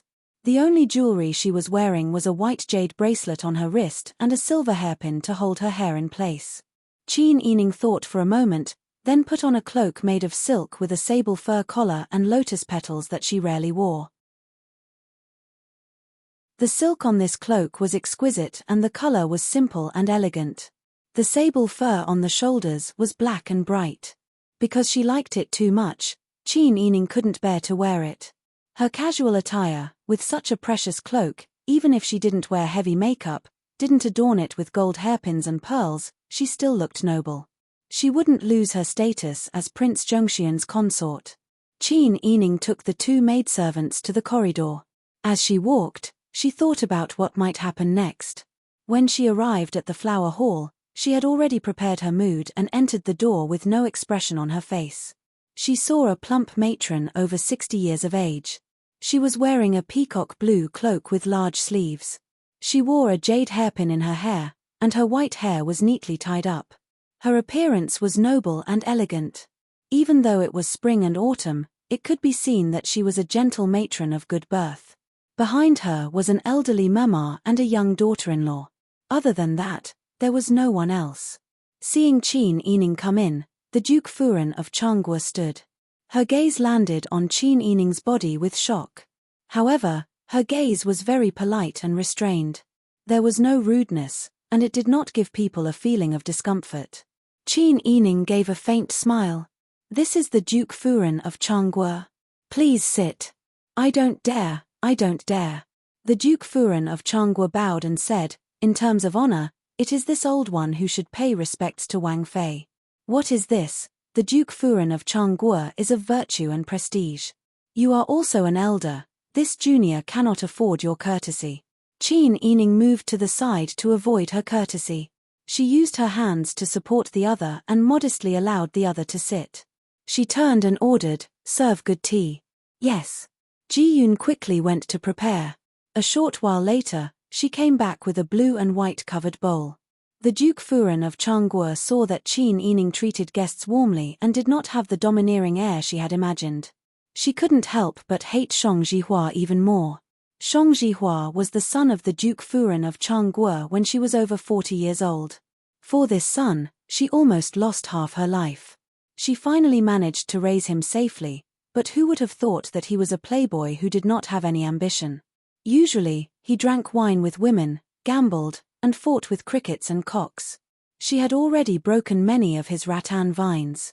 He liked Biaomei and was unhappy with his wife because of Biaomei. In order to make him change, she had reluctantly become an evil mother-in-law and allowed Biaomei to enter the family as a concubine. But she hadn't thought that after he got the person, he would start to act up again after a few days. Putting aside the fact that he was lenient in the red light district, this time, he actually dared to take liberties with Pang Zhishi's fiend's wife in public. Seeing her today, the Duke Furen of Changguo Furen had to admit that the woman in front of her was so beautiful that even a woman like her couldn't help but want to take a few more glances. 40 to 50 years ago, her appearance was considered dignified when she was young, but it was not even 1/10 of her. This was a woman who could make men fall head over heels for her. That was why she was able to charm Prince Zhongxian to the point that he dared to go against the imperial edict for her. Now, even her foolish son had fallen for it. The Duke Furen of Changguo Furen sighed in her heart. Although she felt a bit helpless, she did not have any resentment towards Qin Yining. Was it wrong for a woman to be born with a beautiful appearance? There were many men who had seen Qin Yining. Not everyone was like her good-for-nothing son who would take liberties with Biaomei in public. In the end, it was her son who was disappointing. If she did not use this chance to properly punish the boy and use this chance to turn him around, who knew what kind of disaster he would cause in the future? Therefore, this time, the Duke Furen of Changhua Furen came to beg for leniency. She sincerely apologized and reconciled. She did not care what the Duke Furen of Changhua Furen was thinking. In any case, as a mother, she already regretted spoiling her youngest son. Wang Fei, this old one came today for my good-for-nothing son. I know that he offended Wang Fei this time.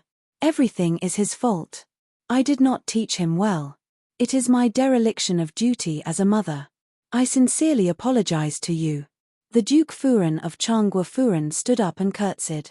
The old mama and daughter-in-law behind the Duke Furen of Changhua Furen also curtsied. Qin Yining quickly stood up and stopped her from curtsying. He helped her sit down again and said faintly, I understand Duke Furen of Changhua Furen's motherly heart. The Duke Furen of Changhua Furen sat back in her previous position. Seeing Qin Yining's expressionless face, she knew that her move of family affection had not worked. Her apology was sincere, but it was also part of her plan to move the other. She did not expect this Wang Fei to be so steady and not be moved by external matters when she was just 20 years old. The Duke Furen of Changhua Furen thought of what the Duke Furen of Changhua Furen had said before she left. The daughter of wise Pan and is not an ordinary woman. Interacting with her is different from interacting with ordinary women. After you go, you only need to sincerely apologize. Do not play any tricks. Right now, we are already treading on thin ice. If you want little Juer's life, you have to go along with her. The Duke Furen of Changhua Furen's heart shook. She was already regretting her actions just now. She was used to rolling around in the inner chambers and would inadvertently use her usual moves. Wang Fei, please calm down. The Duke Furen of Changhua Furen said urgently, It is this old one's fault for not teaching my son well. That is why he is so lawless. Wang Fei is the daughter of a proper official's family. Your status is noble. How can you allow that evil creature to insult you? No matter what, it's all that evil creature's fault. Wang Fei can capture him, but I ask Wang Fei to punish him harshly. Once you've vented your anger, please allow this old one to bring him home and discipline him strictly. Qin Yining looked at the Duke Furen of Changhua Furen's fearful appearance for her son and could not bear it.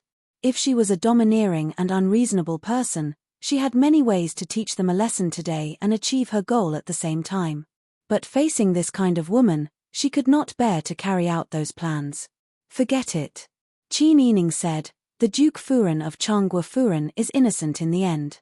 As the saying goes, it is the father's fault for not teaching. Your son is your youngest son, but this is a patriarchal world. I think that even if the Duke Furen of Changhua Furen wants to teach your son well, the world will not allow your son to stay with a woman like you all day. When he said this, the Duke Furen of Changhua Furen's heart ached and her tears almost fell. In the end, women understood women the best. Qin Yining's words were exactly what she was troubled about. Qin Yining smiled. Today, I do not want to trouble you. The fault for not teaching him well is on the Duke Furen of Changhua Furen. I want to have a secret talk with the Duke Furen of Changhua Furen. If the Duke Furen can pass on the message and arrange it properly, your son's matter will be easy to handle. On the other hand, if the Duke Furen of Changhua Furen could not do it and spread the news, the ninth young master's ending would be uncertain. Since it was a serious crime to take liberties with the Wang Fei. Even if Qin Yining killed him, the Duke Furen of Changhua Furen could not do anything to her because of the Pang Xiao. The Duke Furen of Changhua Furen's heart beat rapidly as she looked in shock at Qin Yining. She could faintly smell a conspiracy. Looking at Qin Yining's bright face and her confident expression, the Duke Furen of Changhua Furen hesitated for a moment before nodding. All right, this old one will definitely pass on the message and guarantee that the people around me will not leak the news. The Duke Furen of Changhua Furen is a smart person. This way, everyone will benefit. If the Duke Furen agrees, I will tell you how to arrange the meeting. Yes. The Duke Furen of Changhua Furen stood and bowed, saying, since this is the case, this old one will bid farewell. There is no order in the circle. For offending the Wang Fei, I hope that Wang Fei will give him 2 more days. Qin Yining understood that the Duke Furen of Changhua Furen was afraid that she would kill the ninth young master before they could come to a conclusion.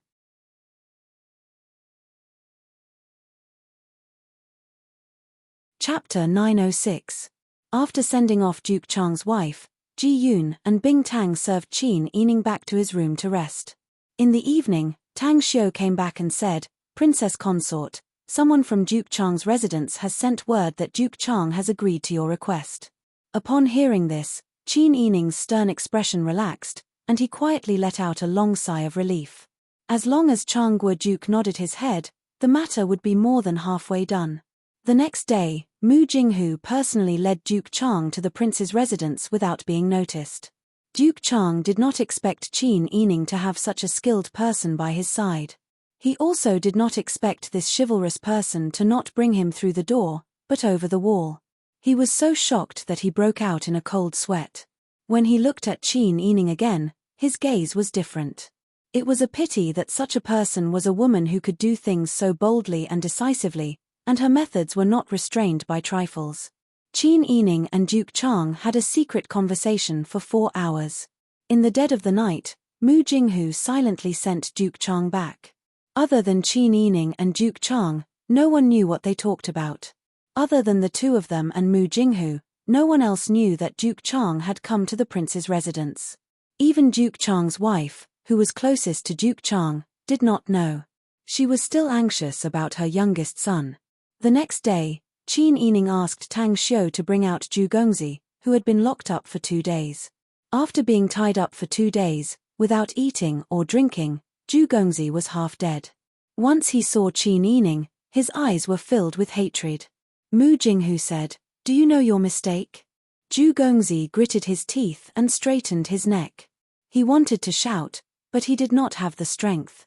Secondly, he was afraid of the person in front of him. After a long while, he squeezed out, "I did nothing wrong. What did I do wrong? Think about it. Which decent woman would go out in a carriage in the middle of the night? You brought this upon yourselves. I was just going to have a drink with a courtesan and met you on the way. How would I know that a princess consort would go out in the middle of the night? In the end, I was captured by you guys. I was wronged." As ninth young master spoke, tears welled up in his eyes. Qin Yining was amused by his shameless words. He took 2 steps forward and stood in front of the person sitting on the ground. He said condescendingly, "It's my freedom whether I want to walk at night or not. I walked at night. Is that the reason for your rude remarks? Whether or not I am willing to walk at night, and whether or not you behave properly, are 2 different things. Are you going to push all the blame onto others? You met me this time. I have a lot of people around me, so I didn't let you take advantage of me. But what if it was a girl from an ordinary family?" Qin Yining didn't want to waste any more time with this person. He said, "Beat him 10 times with the plank and send him back to his father." Yes. Tang Xiu had already received Qin Yining's instructions. She strode over with a wooden plank in her hand. Ninth young master was so scared that his face turned pale. He said, "How dare you? You vicious whore, how dare you hit me? My father is the Duke of Changguo. If you hit me, my father won't let you off. You still haven't cleaned your mouth at a time like this. Beat him." Qin Yining flicked his sleeves and went back into the house. Soon, the sound of the plank cracking and ninth young master's wailing could be heard from the courtyard. The 10 planks were quickly finished. Ninth young master didn't even have the energy to cry. He asked Tang Xiu to bring people to send him back to the Duke of Changguo with a wooden plank. Ji Yun and Bing Tang vented their anger and spat fiercely. Serves him right. This kind of person should be taught a lesson. That's right. If we don't teach him a lesson now, who knows how many girls this bad guy will harm in the future. However, after scolding enough, the 2 of them were a little worried. After all, the Duke of Changguo's status was there. Princess consort, will the Duke of Changguo fly into a rage out of humiliation or hold a grudge against you? Bing Tang asked worriedly. Don't worry. I have my own arrangements. Right now, I have another matter for Tang Xiu to do. When Tang Xiu comes back, ask him to come over. Yes. Bing Tang nodded seriously. Ji Yun smiled and said, Princess consort, this servant has looked through the register you gave me. According to the address on it, I contacted many old people to come back. This morning, People have already come back to the residence one after another. However, there are still not enough people in the residence. Do you want to buy more? Qin Yining thought for a moment and said with a smile, there's no need. Just use the old people in the residence first. Pay attention to the purchasing matter first. If there are suitable young maidservants, just find a few will be enough. Yes. Does Princess Consort plan to keep a few young maidservants by your side? That's right. Qin Yining said with a smile, in the future, when our lives are stable, I will find you a Yuyi husband and marry you off in a grand manner. If you are willing, then you can be a steward's wife by my side. At that time, I will definitely not have enough maidservants by my side, so I am preparing in advance. Ji Yun's face immediately turned red. Looking at her, she really had a rosy face and peachy cheeks. Her appearance was outstanding. Princess Consort, don't talk nonsense. How am I talking nonsense? Qin Yining blinked innocently. Men should get married when they are of age and women should get married when they are of age. Don't tell me I will keep you as an old maid forever. At that time, I'm afraid you will hate me. Princess Consort only knows how to talk nonsense. Ji Yun stomped her feet in embarrassment and turned to leave. When Qin Yining and Bing Tang saw this, they couldn't help but laugh. After laughing enough, Bing Tang asked, Princess Consort, our residence is so big, but not all of the old people from before can come back. I heard from Ji Yun that only about 20 of them were brought back. This way, the residence seems too empty. It's not a big deal. If the residence is empty, then let it continue to be empty.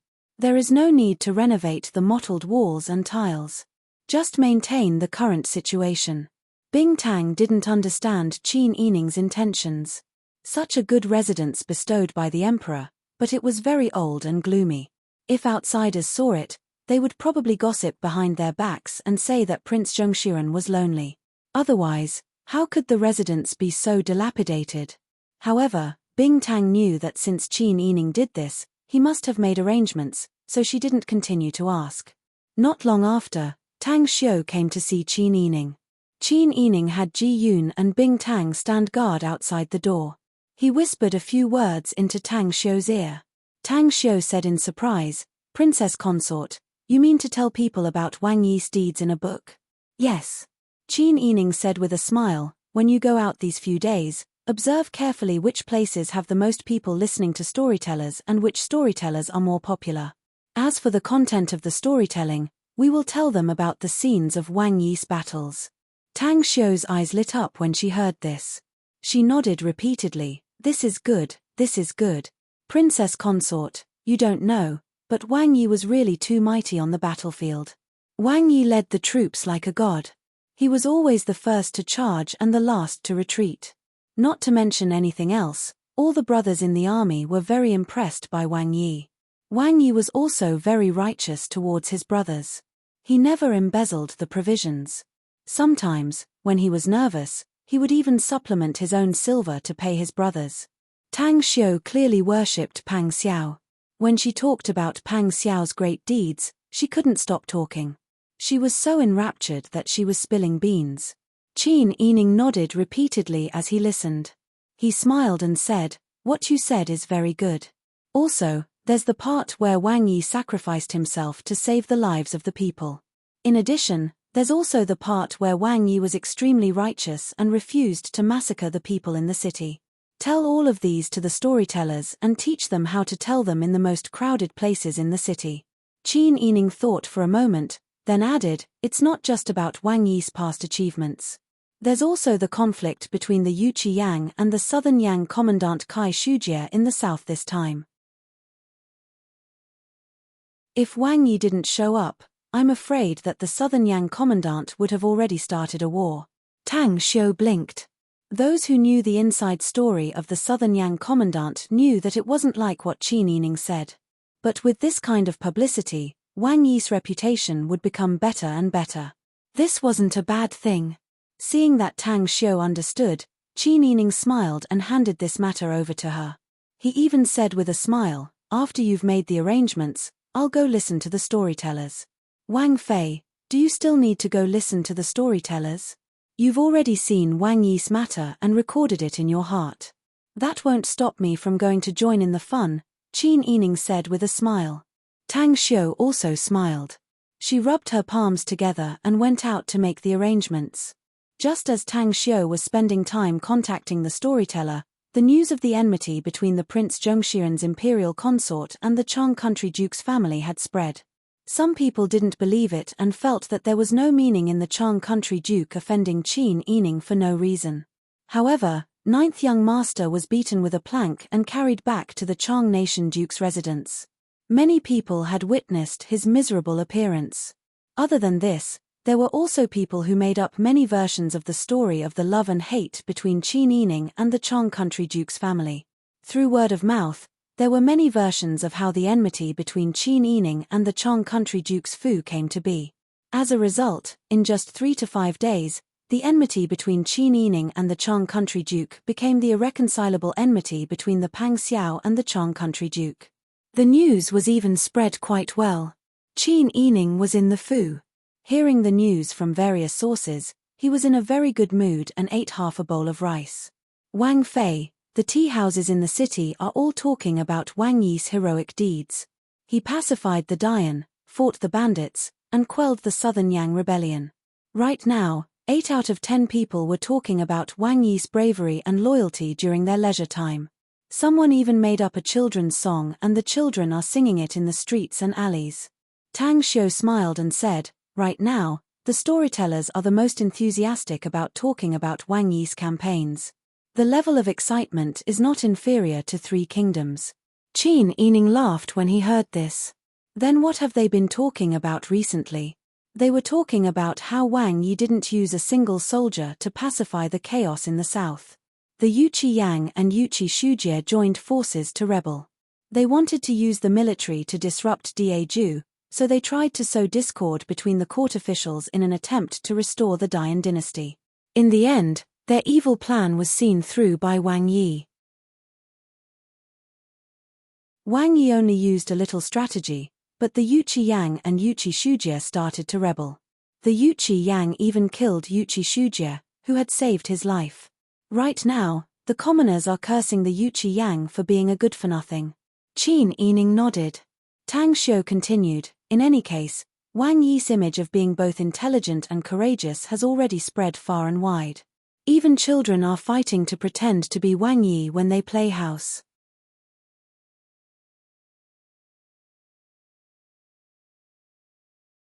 Chapter 907. When Qin Yining heard this, he couldn't help but laugh. If this was in the past, although Pang Xiao was very popular among the people and was respected by them, he always had a sense of being high and mighty. He was not as close to the lives of the people as he was now. The current situation was exactly what Qin Yining wanted. To be able to change the direction of public opinion and make a person who was originally distant become deeply entrenched in the hearts of the people was sometimes very simple. It was clear that one could achieve anything with effort. Qin Yining was curious about the situation outside, but because he had to pretend to be a person whose entire family had died, it was not easy for him to have fun while he was in mourning. He couldn't swagger out and wander around, so he could only disguise himself and go quietly. After listening to a few stories, Qin Yining's blood was boiling. The stories that clearly didn't happen were made reasonable by the storyteller. Even she almost believed it. The storyteller's thin lips talked about the battles on the battlefield and the struggles for power.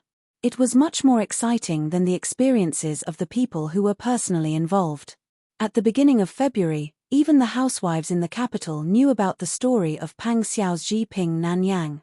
The image of Yuqi Yang as a despicable person who repaid kindness with enmity became more and more deeply ingrained. Even the old women who gathered together to sunbathe would shake their heads and look at him with disdain. In the garden of the Zhennan Wang residence, Yuqi Yang stood with his hands behind his back. His white hair was tied up in a bun, and the newly made silk robe he was wearing seemed a bit too loose. When the wind blew, the robe fluttered, as if it was hanging on a bamboo pole. 2 older women knelt in front of him, trembling like sifting chaff. "What were you talking about just now?" "Chem. Wang Yi, this servant didn't speak," Yuqi Yang roared, scaring the two maidservants into sobbing on the spot and repeatedly kowtowing. This servant also doesn't know. This servant went out to buy some things and heard someone telling a story next to a small tea stall in the market. So impudent. How can you really believe the nonsense of those bumpkins outside? This servant doesn't believe it. This servant definitely doesn't believe it. The maidservants kowtowed repeatedly. Yu Qiyang clenched his fists tightly, the veins on his forehead bulging. His whole body trembled as he gritted his teeth and said, "Guards." Wang Yi. The steward of the Wang mansion stepped forward and bowed. Yu Qiyang pointed at the two women and said fiercely, "Slap their mouths. Fight. Give him a good beating." The in-charge acknowledged and waved his hand at the servants behind him.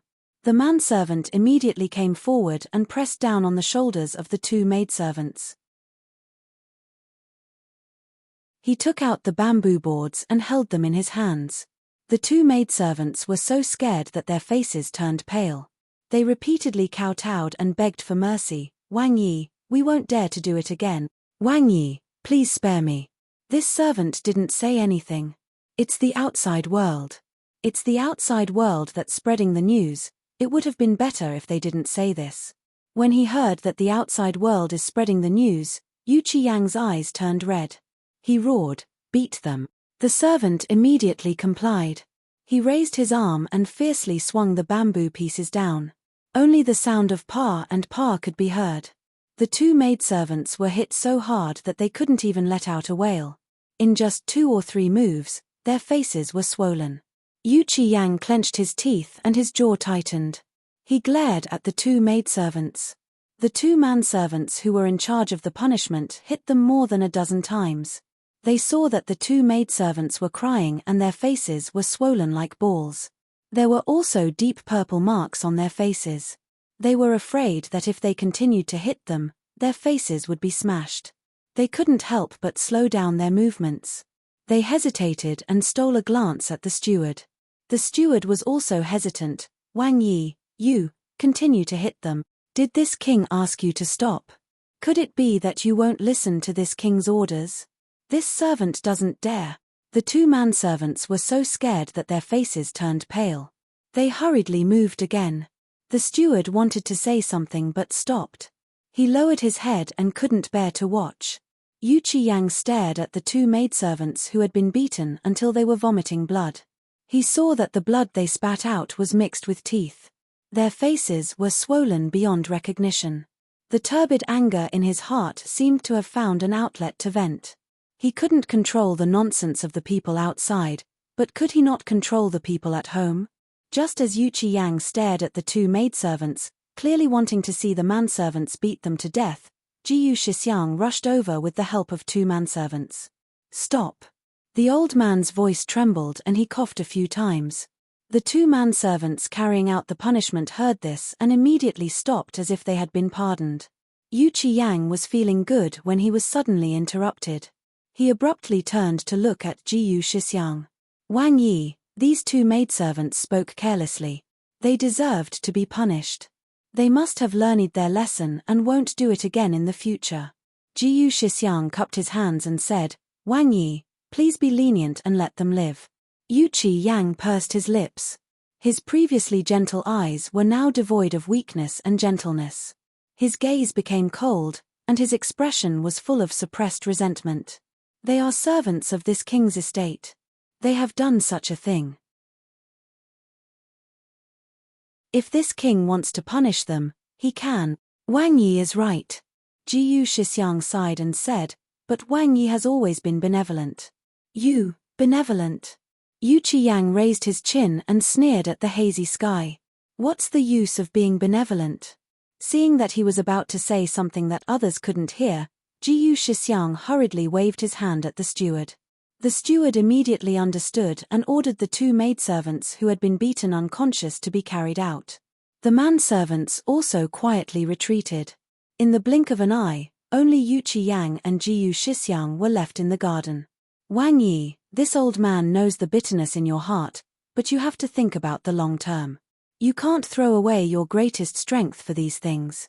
"Strength? What other strength does this king have?" Are you saying that he is soft-hearted and benevolent? Ha! What a joke! Yu Qiyang raised his head and laughed, his eyes gradually turning red. Jiyu Shixiang's words of advice seemed to poke at the embarrassment that he hid in his heart and didn't want others to see. This king's soft-hearted and benevolent is the representation of weakness. Look at what those people outside are saying about this king. Despicable villain, ungrateful. This king is the ruler of a fallen country, a useless coward. They say that this king is a bastard who licks people's shoes and drags out an ignoble existence. Who knows the bitterness of this king? Wang Yi, be careful with your words. Jiyu Shixiang hurriedly stopped him, afraid that Yu Qiyang would continue to say something disgraceful. This was the capital, right under the nose of Li Qitian. As long as Li Qitian wanted to, Li Qitian would know what kind of underwear Yu Qiyang was wearing. They had already been misunderstood by the people of southern Yang and had lost the support of the people. They had been attacked by the Pang Xiao and had fled back to the capital. It wasn't easy for them to find shelter, so they should hide their strength and bide their time. At this time, it really wasn't good for them to cause any more trouble. But looking at Yu Qiyang's crazy appearance, Jiyu Shixiang only felt powerless. Yu Qiyang was still the same, not good at politics. Now he was almost crazy, and even his previous patience and forbearance had been forgotten. Yu Qiyang's fists were clenched tightly as she huffed and puffed. Her teeth were clenched so tightly that creaking sounds could be heard. Looking at Yu Qiyang like this, the thoughts that had been lingering in Jiyu Shixiang's letter became clear again. He was old. In order to restore the country, he had sacrificed enough. Other than his own old life, his family, and his future, he had sacrificed everything else. But things were still in this irreversible state. Perhaps he should let go. Wang Yi, you're probably tired. Why don't you have a good rest? As for the storytellers outside talking about Pang Zhishi, someone must be behind it. It's even possible that the Pang Zhishi themselves are trying to create a positive image for themselves. You don't have to be so angry in the face of your opponent's slander. Let's just think of a way to fight back. Fight back? How? Yu Qiyang was stunned for a moment, then asked anxiously. He didn't know how to think on his own when he encountered problems, but instead asked him first.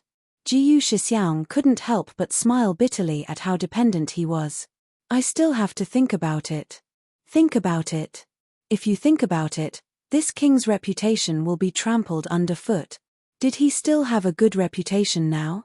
Jiyu Shixiang sighed inwardly and shook his head. He only said that he would go back and think about it, then left the residence. Yu Qiyang didn't get a solution to the problem. When he thought about how the two servants gossiped behind his back, he got angry.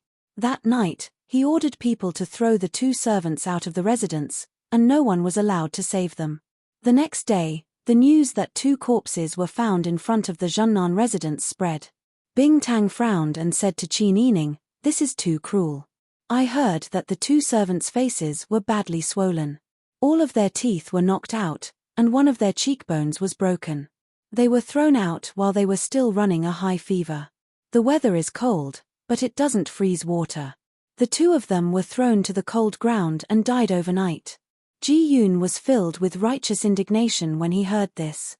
They really have no regard for human lives. There's always a reason to punish servants, whether it's punishment or selling them. Although there are cases of private punishment like this, there's no such thing as brazen. Does the Zhennan prince not care about his reputation? Qin Yining sighed and said, "He's probably too angry." With Yu Qiyang's temper, it wasn't strange for him to do something like this. Qin Yining didn't know how to feel about the former kind-hearted person becoming like this. In any case, they were standing on opposite sides. Both of them wanted the treasure, so there was no turning back. Daxing Estate. Huzi said with exultation, "Wang Yi, there are commoners praising you everywhere in the capital. Even a 3-year-old child knows about your deed. Hey, Wang Fei is really amazing. In such a short period of time, your reputation among the commoners has become so high. Why didn't we think of this method before?" Pang Xiao said with a smile. In the past, she needed to keep a low profile. Now she's high profile. Huzi asked, "Wang Yi, Can we enter the city now? Pang Xiao stood up and stretched his stiff muscles. He said, "Pass down the order. Prepare the carriages and horses. We'll set off immediately." Pang Xiao led 20 or so tiger spirits and the 2 strategists, Xie and Shu, to rush to the capital. They were twice as fast as Qin Yining. But when they arrived at the city gates, Pang Xiao ordered them to set up camp and not enter the city. There were many commoners and carriages going in and out of the city on the road in front of the city gates. Pang Xiao's group of 20 or so people had set up a few tents not far away. It was especially eye-catching because there was a bright flag on the tents with a neatly written swastika character on it. The commoners who were literate knew that Prince Zhengxian's group had arrived outside the city.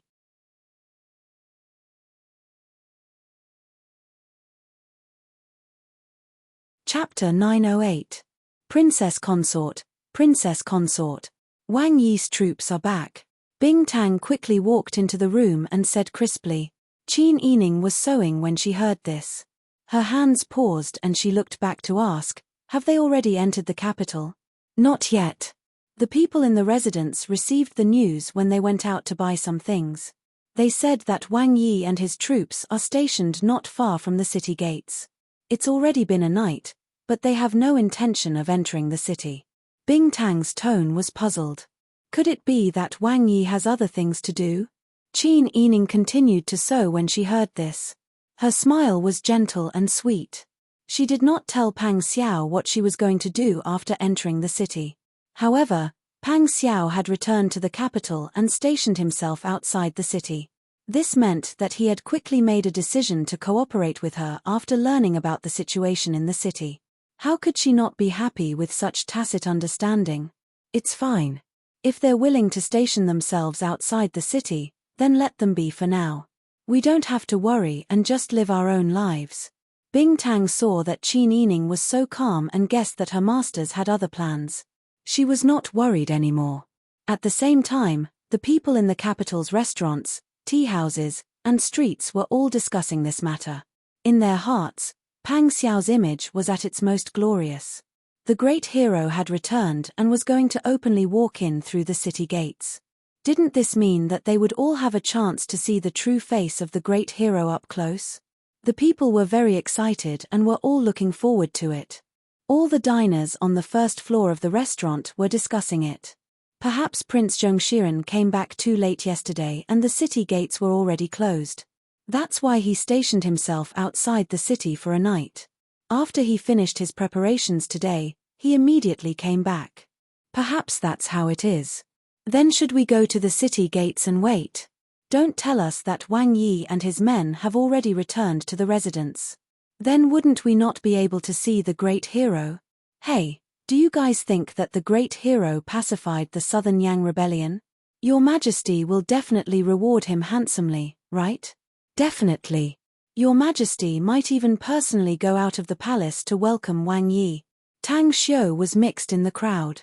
She heard the discussion of the crowd. She smiled and took a sip of wine, threw a broad bin into her mouth, and chewed it. Wang Fei's prophecy was amazing.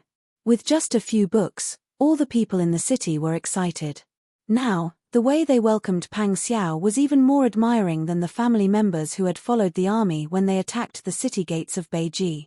At this time, someone had already gone to scout ahead. There were also shops that faced the street, where one could see the position of the pedestrians on the street by opening the windows.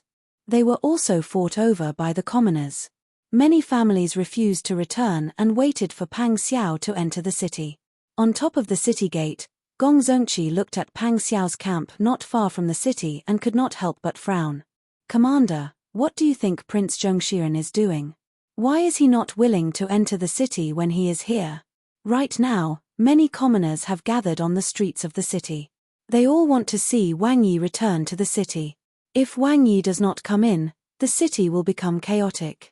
Yes, Commander, what should we do? Should we report back to the higher-ups? If there is chaos among the commoners, it will be hard for us to explain. Gong Zongqi frowned and said in a low voice, "The commoners in the city are already in such a state. The higher-ups should have known long ago. Forget it. After reporting back, it is good to let the 5 cities warden's office make preparations. Yes, with so many commoners gathered in one place, it is inevitable that some rascals will take the opportunity to cause trouble. The 5 cities warden's office can avoid some trouble by being on guard. Everyone looked at the camp not far from the city. They all had the same thought. Prince Zhongshiren, hurry up and enter the city. Pang Xiao was reading a book in his tent. Huzi brought over steamed buns, smoked meat, and pickled vegetables. He smiled and said, "Wang Yi, time to eat." Pang Xiao nodded. "Sit down, let's eat together." "Okay." Huzi agreed.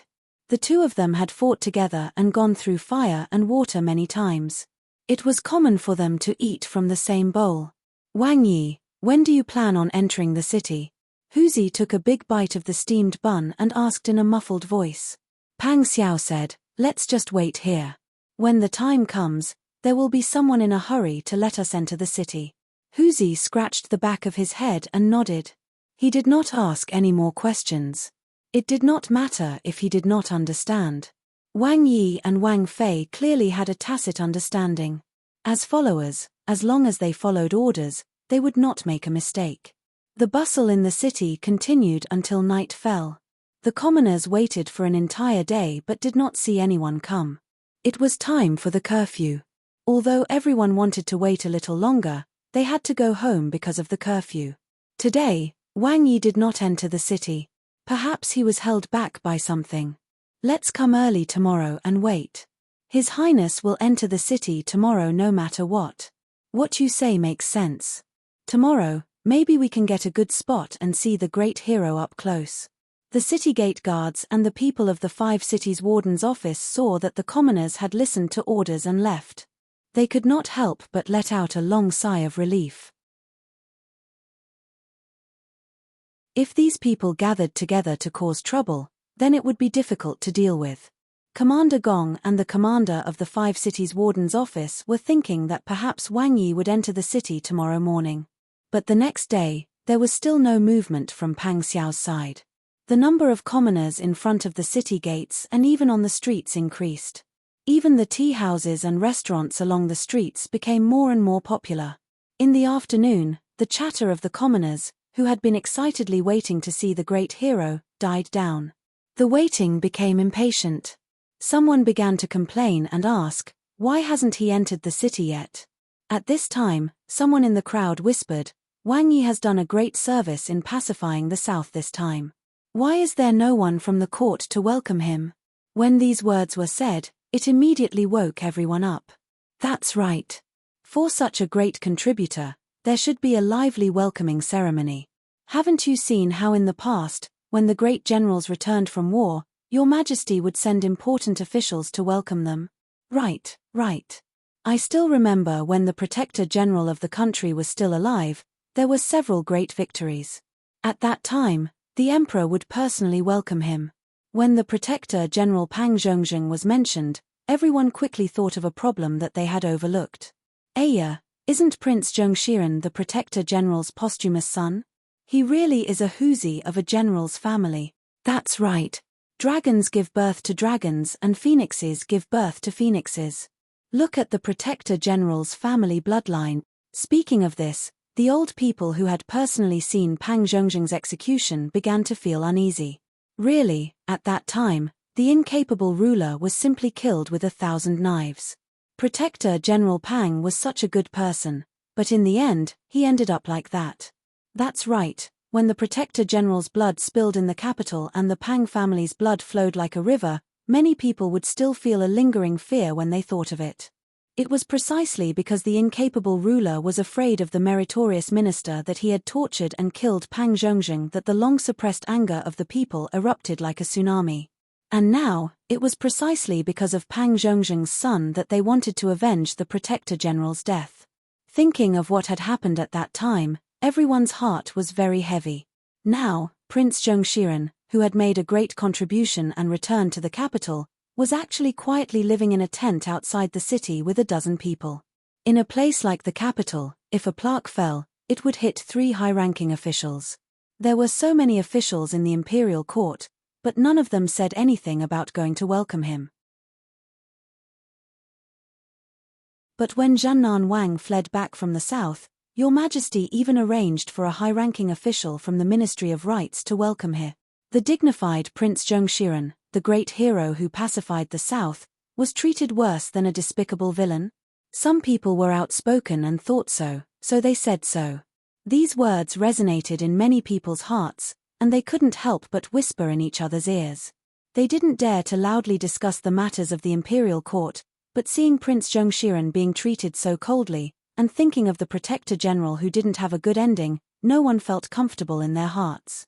There were even some straightforward people who directly said, Prince Zhongshiren wouldn't have a life as miserable as his father, right? Some people sucked in a breath of cold air when they heard this, and whispered to the people next to them. There were also some people who were more cautious. Seeing that the situation here wasn't good, they quietly hid. But the majority of the people still stayed where they were. Everyone's mood changed from the initial excitement to the current anger. The content of the discussion also changed. The people of the warden's office of the 5 cities were maintaining order on the streets, so how could they not hear these discussions? They shouted loudly, and the commoners shut their mouths in front of them. But the moment they turned around, the buzzing sounds of discussion rang out again. They couldn't capture all the commoners in the city. Faced with the tidal wave of discussion, they could only stare helplessly. There was nothing they could do. A large number of people had gathered in the capital, and the content of the discussion was very unpleasant.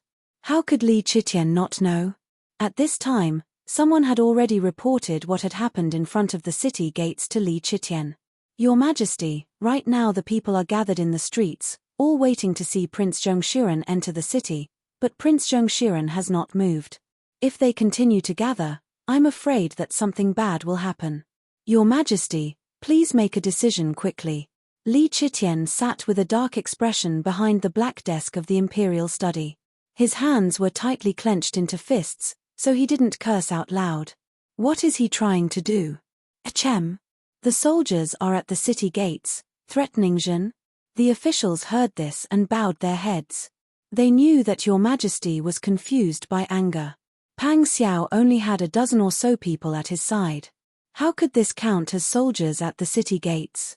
Li Chitian looked at Lu Heng, who had been silent the whole time, and said, Zhongyibo, what do you think about this? Lu Heng stepped forward and bowed. Your Majesty, this official thinks that at this time, we should think of a way to calm the people. Calm the people? What was the people's voice? Li Chitian knew what the people were talking about and what they were thinking. He was the Son of Heaven. Did he have to act according to other people's wishes? Li Chitian said in a low voice, Xiong Jinshui. This servant is here. The head eunuch Xiong Jinshui came forward and bowed. Li Chitian ordered, go and pass on Jin's order. Tell Prince Zhongshiren to quickly enter the palace and meet His Majesty. Don't delay. Xiong Jinshui bowed and said, this servant obeys. Then he quickly retreated and did as he was told.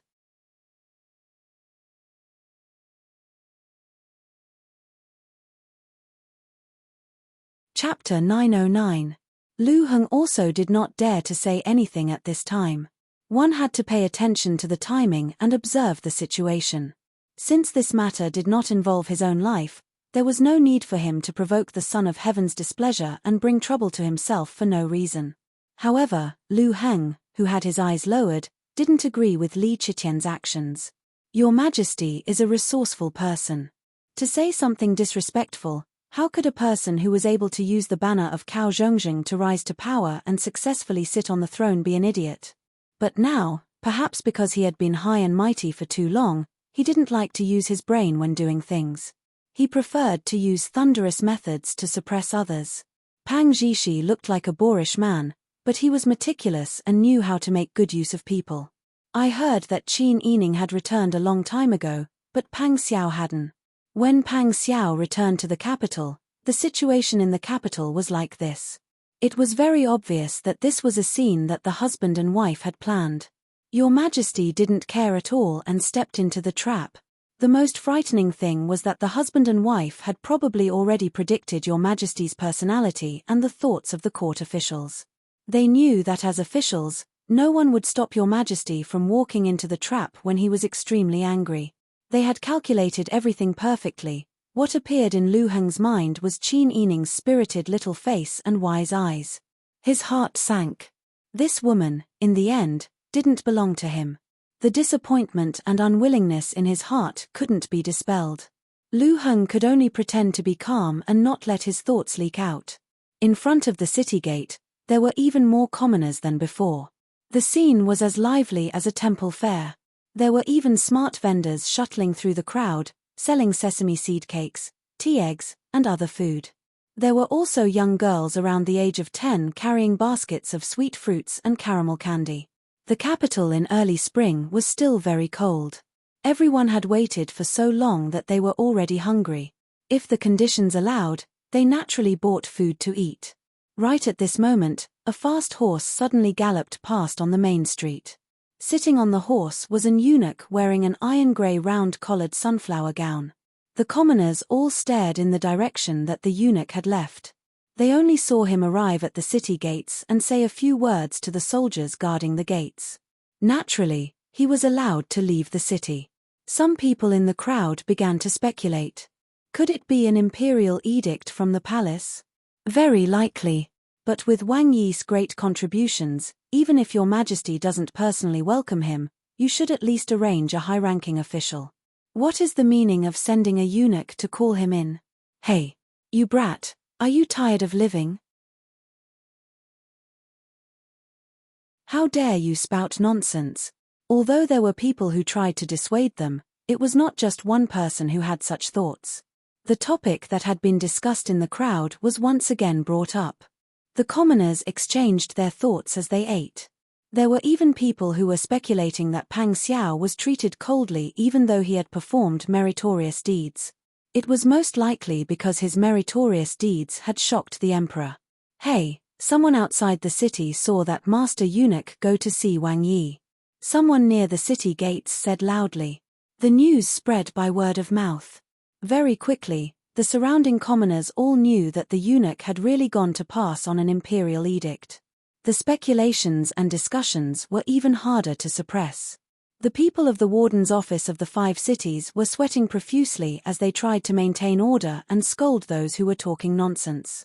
But with so many people present, how could they manage all of them? In the temporary camp outside the city, Xiong Jinshui was all smiles as he bowed to Pang Xiao. Wang Yi, Your Majesty has ordered you to immediately enter the city and enter the palace to meet the emperor. Wang Yi has been away for so long. Your Majesty must be missing Wang Yi. Pang Xiao smiled and cupped his hands in the direction of the capital. This subject obeys the decree. Then he turned around and gave the order to break camp. Xiong Jinshui hadn't thought that things would go so smoothly. He couldn't help but let out a sigh of relief. Wang Yi had returned to the capital but was not willing to enter the city gates. He must have his own plans. Your Majesty called him back with one sentence and even arranged for him, an internal court official, to pass on a message. This was indirectly expressing Your Majesty's dissatisfaction with Pang Xiao's delay in entering the city. His status was low, and his words carried little weight. He didn't dare to question Your Majesty and didn't dare to speak too much in front of Wang Yi. It was very difficult. He was most afraid that Wang Yi would be dissatisfied and capture him to punish him. Not to mention punishment, even if he was killed, Your Majesty probably wouldn't do anything to Wang Yi. Wouldn't he have lost his little life for nothing? Fortunately, Wang Yi was not an unreasonable person. Huzi and the others were already prepared to break camp. Hearing this, they quickly packed up everything. Soon, Pang Xiao ordered the troops to set out.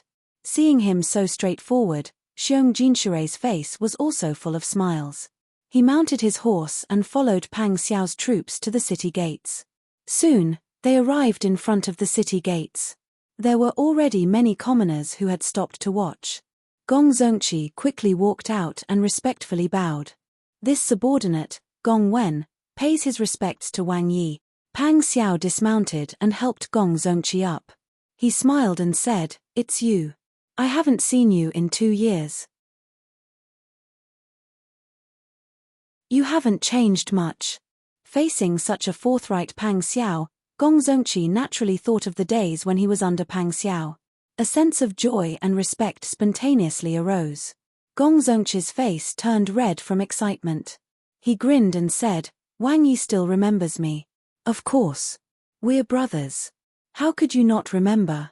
Not far away, the commoners heard the conversation between the two. Some of them whispered, Wang Yi is indeed a righteous and benevolent man. Wang Yi doesn't put on any airs at all. Usually, Pang Xiao would not purposely talk to the commoners by the roadside. At this time, he would have mounted his horse and directly entered the city. But today, he smiled and greeted the commoners by the roadside. When the commoners saw this, they felt as if a big meat pie had fallen from the sky and hit their heads. They were so happy that they were dizzy. Some cupped their hands, some bowed, some kowtowed, some praised, some thanked, and some were so excited that they could not say a word. The commoners' excited expressions and cheerful voices mixed together. The enthusiasm was so warm that it could turn early spring into midsummer. Pang Xiao smiled and cupped his hands to return the greetings. He even responded to some of the greetings that could be heard clearly. He answered some of the questions that could be heard, such as how's the South? Is life tough? Will Southern Yang send troops? Have the bandits who killed family Qin been caught? Qin Yining returned to the capital in plain clothes. The prince's residence was desolate and had to hire new people. The news that all of the family Qin's family members, the old madam and old master of the prince's residence were killed by bandits on their way to the south had already spread.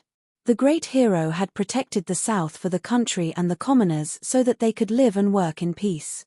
However, his mother, elders, and his wife's family had all died. Many commoners could empathize with such a tragedy and felt sympathy. Compared to Pang Xiao's suffering, they felt pity and respect for him. Thus, there were people who asked about and comforted Pang Xiao. Pang Xiao took his people a few steps toward the city gate and had to stop to answer the commoners' questions. Seeing that he was so easygoing, the commoners were emboldened and began to talk to Pang Xiao. Xiong Jinshui followed beside Huzi and led the horse behind Pang Xiao. He was so anxious that his forehead was sweating. It was still too early for him to be happy. There was a little person in Xiong Jinshui's heart that was crazily screaming, "This servant is begging you, my Wang Yi. Hurry up and enter the palace. Your Majesty has waited for so long in vain. I'm afraid he's going to show his might. This servant can't bear it." However, Pang Xiao didn't understand Xiong Jinshui's inner wailing at all. He still warmly greeted the commoners. Seeing that Pang Xiao had returned, the commoners all rushed to the city gate. The great hero in their hearts was like a celestial being from heaven. His aura was even more powerful than the angry Vajra in the temple. Although he was powerful, he spoke to them so gently and without arrogance. The commoners, who had been listening to stories and fantasizing, were extremely excited to see the great hero up close. Pang Xiao was surrounded by the commoners. Even the warden's office's scolding had no effect. Pang Xiao didn't stop the commoners. Instead, he appeared even more gentle. Pang Xiao's group had only walked 100 steps into the city gate, but it took them more than 2 hours to walk. Gong Zongqi, Xiong Jinshui, and the people from the warden's office were about to cry. The biggest problem was that there were many people in the city. When they heard that the great hero had entered the city, they all hurried over. It was already chaotic in front of the city gate, but they didn't know how many more commoners would come. Pang Xiao saw that there were many people and was afraid that someone would accidentally fall and be trampled. Therefore, he shouted, "Everyone, don't push. Be careful. Don't fall." Pang Xiao's words were immediately echoed by people in the crowd. The people in the crowd were too embarrassed to push with all their strength. Qin Yining was sitting by the window on the second floor of the tea house. He smiled as he looked at the tightly packed crowd at the city gate. Bing Tang was also shocked. It's already been more than 2 hours. Wang Yi has only walked this far. How long will it take for him to reach the palace? Qin Yining smiled helplessly. The commoners are too enthusiastic.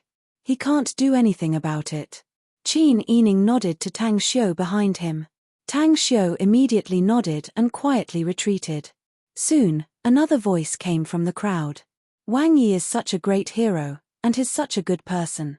He sacrificed his own family to protect our Daju. Why are there only us bumpkins coming to welcome him? Why didn't the imperial court arrange for someone to come? When this topic was brought up again, the commoners who had close contact with Pang Xiao and even talked to Pang Xiao were the most indignant. Just as that voice said, they were also dissatisfied that Pang Xiao was treated so coldly. More and more people complained. In the hearts of the commoners, Pang Xiao was a hero, a famous general. If the Son of Heaven was a wise ruler, he should treat famous generals with courtesy like how the storytellers described. If he could personally welcome them, it would be more in line with everyone's imagination. Regardless of whether this imagination was reasonable or not, most people thought so. Some people said whatever they thought, and the complaints increased. In the imperial study, Li Qitian waited for 4 hours, but no one came. He was so angry that he slammed the table.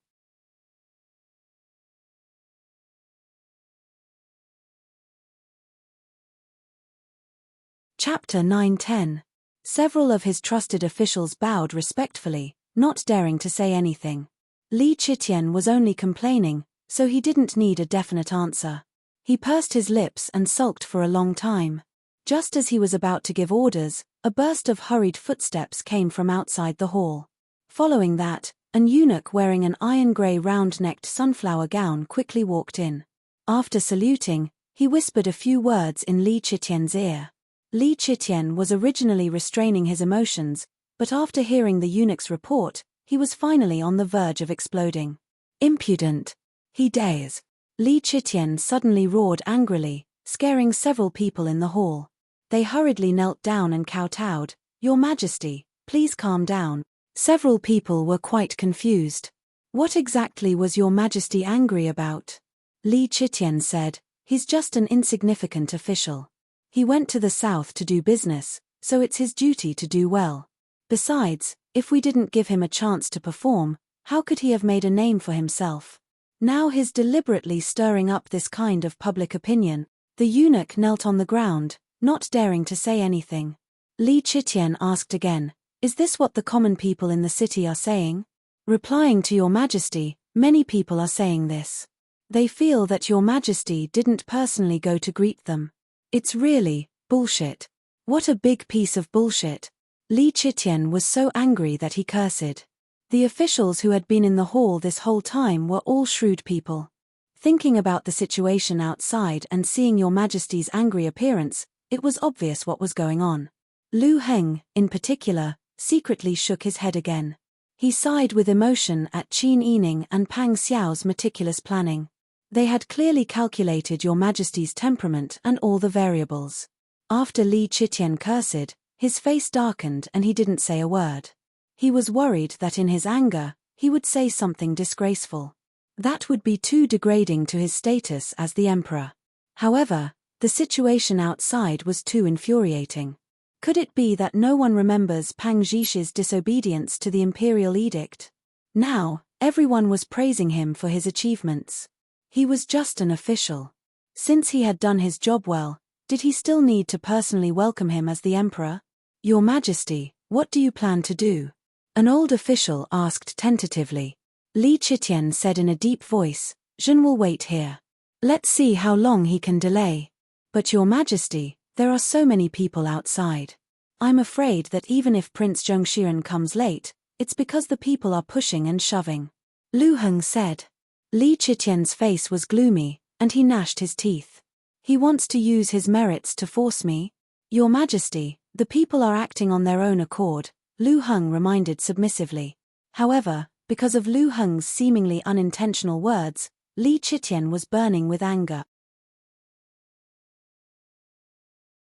Acting on their own accord? The people supported Pang Zhishi, and they even dared to privately complain that he was harsh on loyal officials.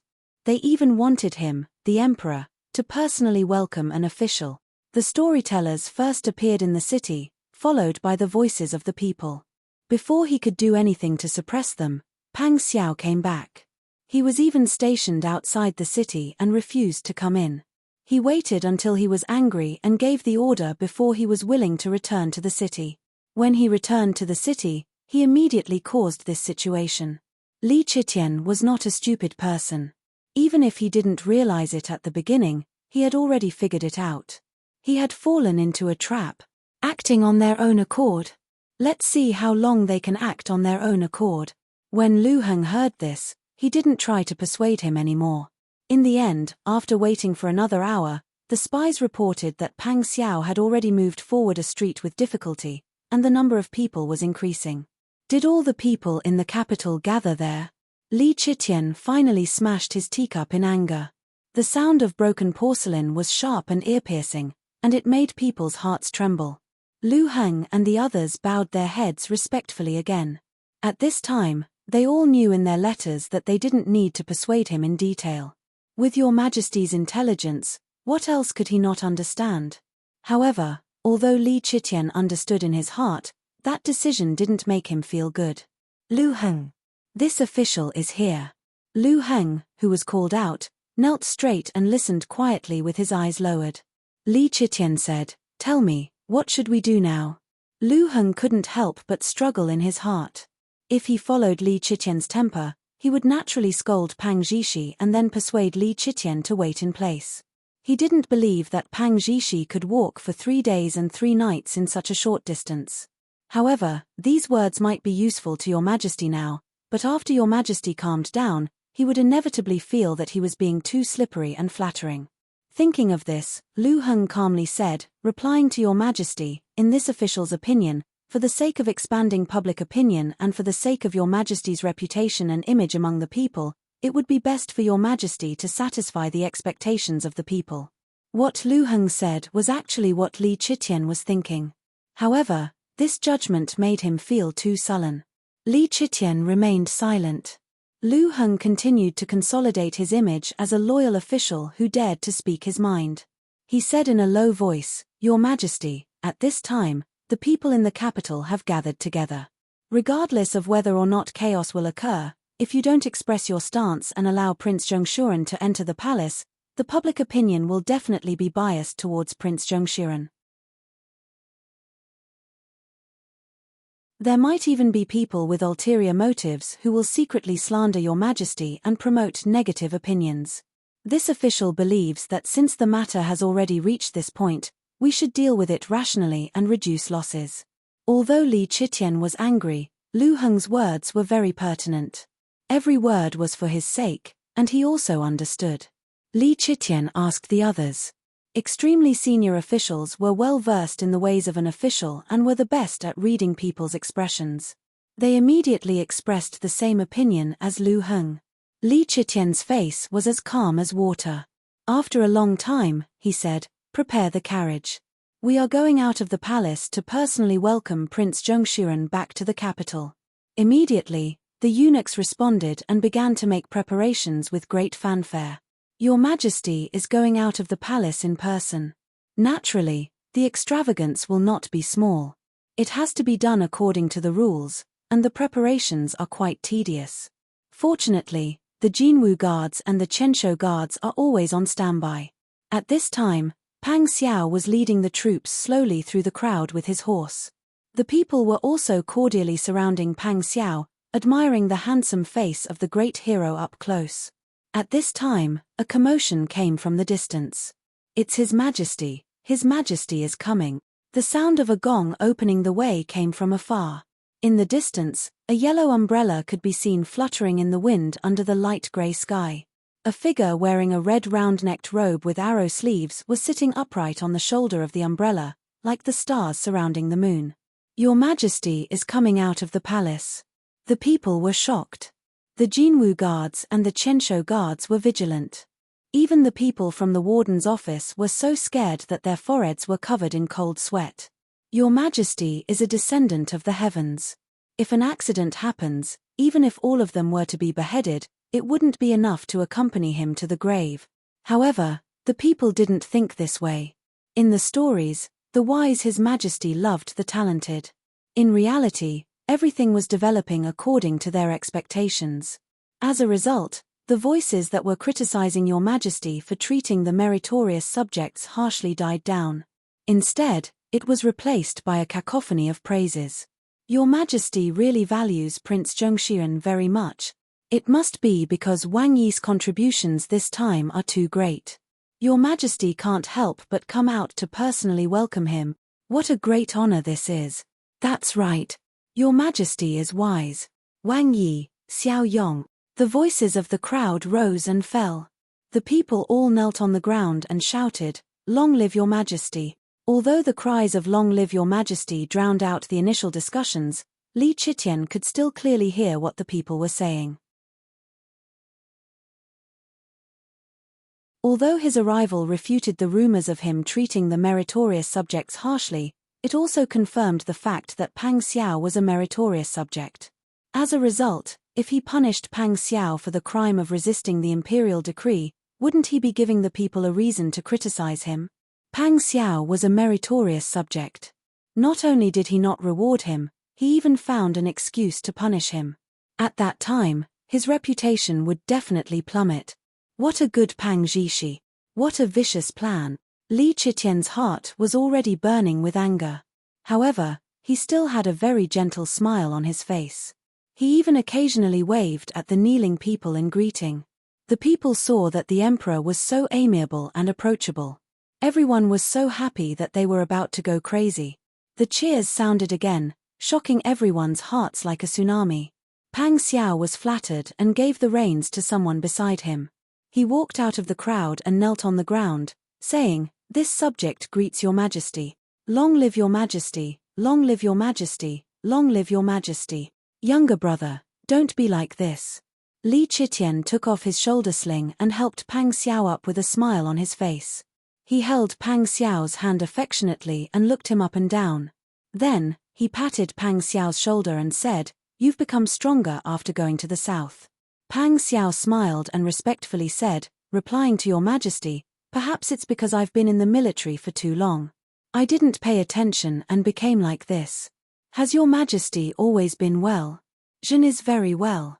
It's because of loyal subjects like you who do your best to work for Zhen that Zhen can handle state affairs without any distractions. You've done very well. Your majesty praises me too much. All of this is this subject's duty. I don't deserve your majesty's praise." Pang Xiao was about to bow again as he spoke. Since Li Chitian had come, he would not leave any room for gossip. He immediately took Pang Xiao's arm and stopped him from bowing. He pulled him and said, "Come, quickly return to the palace. Zhen still has many things to ask you about the border." "Yes." Pang Xiao respectfully responded. Li Chitian mounted his shoulder armor and Pang Xiao finally mounted his tall horse. With the protection of the 5 cities' warden's office and the Holy Chariot's ceremonial guards, and with the fact that the people had gotten their wish to see the meeting between a wise ruler and a meritorious subject, they were extremely excited. Everyone retreated to the sides in an orderly manner. The stagnant troops finally moved slowly behind the Holy Chariot. The cheers of the people were earth-shaking. On one hand, Li Chitian maintained his dignity. On the other hand, he had to appear amiable. He suppressed the anger in his heart and secretly clenched his fists until his knuckles turned white. Just as the troops moved less than 100 steps, Pang Xiao, who was originally sitting upright on the horse, suddenly swayed. He held his temples with one hand and his eyes rolled back as he fell off the horse. "Your Highness." The commoners were all scared silly and shouted in panic. Huzi, Jinghu Wei, and the others beside the horse quickly caught him. They saw that Pang Xiao's eyes were tightly shut and he had already fainted. Wang Yi, quick, find a doctor." The crowd was in chaos again. Li Chitian had just gotten a little more comfortable when he turned around and saw this scene again. He was so angry that his soul almost left his body. How could a man as tall as a small mountain faint for no reason? He was sure that Pang Zhishi did it on purpose. But the people did not think so. Someone in the crowd had already said, "Wang Yi must have been too tired because of Nanjiang. He must have been tired from the journey and fell sick.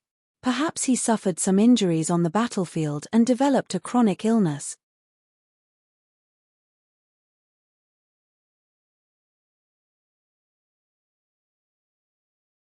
Chapter 9-11. With so many pairs of eyes watching, what could Li Chitian do at this time? He could only suppress the anger in his heart and complete the act. He got off his shoulder armor and personally went to check the situation.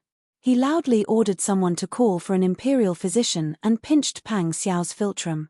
Li Chitian held his breath and did not hold back. If it was an ordinary person who pretended to faint, they would have jumped up from the pinch. But Pang Xiao was still lying on the ground, powerless.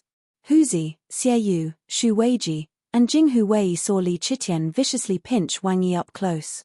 They really wanted to go forward and kick him away, but their status was too different. The emperor was willing to condescend to be the most benevolent, and they could not move. At this time, there was a commotion outside the crowd. The common people parted to the sides like mosas parting the sea, and they all fixed their eyes on a woman in plain clothes who was walking quickly over. Qin Yining's beautiful face lost all color. Her bright and beautiful face was pale, and her glittering eyes were watery, making people feel pity for her. Wang Yi, Wang Yi. Qin Yining staggered to Pang Xiao's side and took the opportunity to rudely push Li Chitian away. Wang Yi, don't scare this concubine, Wang Yi. Others did not dare to push Li Chitian away, but she was Pang Xiao's wife. Seeing her husband faint, Li Chitian could not pursue the matter no matter what she did in a moment of desperation. Otherwise, if he argued with a woman, would he still have any face? Li Chitian stood up and looked coldly at the couple's act. However, there was no evidence, and there was no way to expose them. He gritted his teeth, but there was nothing he could do. Wang Yi. This concubine has nothing left. You are this concubine's only support. Nothing can happen to you. Qin Yining's tears fell like beads from a broken necklace. The sorrowful cries that sounded like those of an angry cat made many soft-hearted commoners feel sour in their noses. Why was it so tragic? Your Majesty still hasn't given us a clear explanation for Lord Qin's disappearance in the north. All of the family Qin's relatives, including Wang Fei's twins, were also killed by bandits on their way back to their hometown. The once enviable and happy woman was now dressed in white. Her family, relatives, and children were all gone overnight. Now, even her husband was sick and lying on the ground. Some people also shed tears. There were also people who were puzzled. The emperor's attitude towards Qin Huayuan's death was too thought-provoking. Many people couldn't help but start to speculate. Bandits had appeared on the Spirit Road and killed everyone. This was an earth-shattering tragedy, but the imperial court had not sworn an oath to capture the culprit. It was difficult for them not to suspect that someone had done this on purpose. Why? Wasn't it because Prince Zhongshuan's achievements overshadowed the emperor's? Some of the commoners were astute enough to analyze this. Many of the court officials thought this, but no one had the courage to say it out loud. After Li Chitian's anger subsided, he quickly realized that he had fallen into a trap again. He angrily gritted his teeth and anxiously said, "Why haven't you called the imperial physician yet?" "Yes." Xiong Jinshui hurriedly ordered the eunuch accompanying him.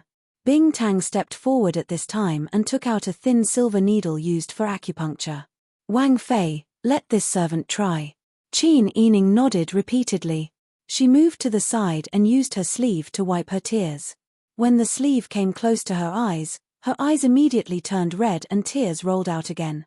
She cried like a pear blossom in the rain. Bing Tang pricked Pang Xiao's body twice. Pang Xiao immediately woke up. Qin Yining rushed forward in surprise. "Wang Yi." Pang Xiao was lying on the ground. When she saw Qin Yining, who had been separated for many days, she couldn't help but smile. "Sister Yi."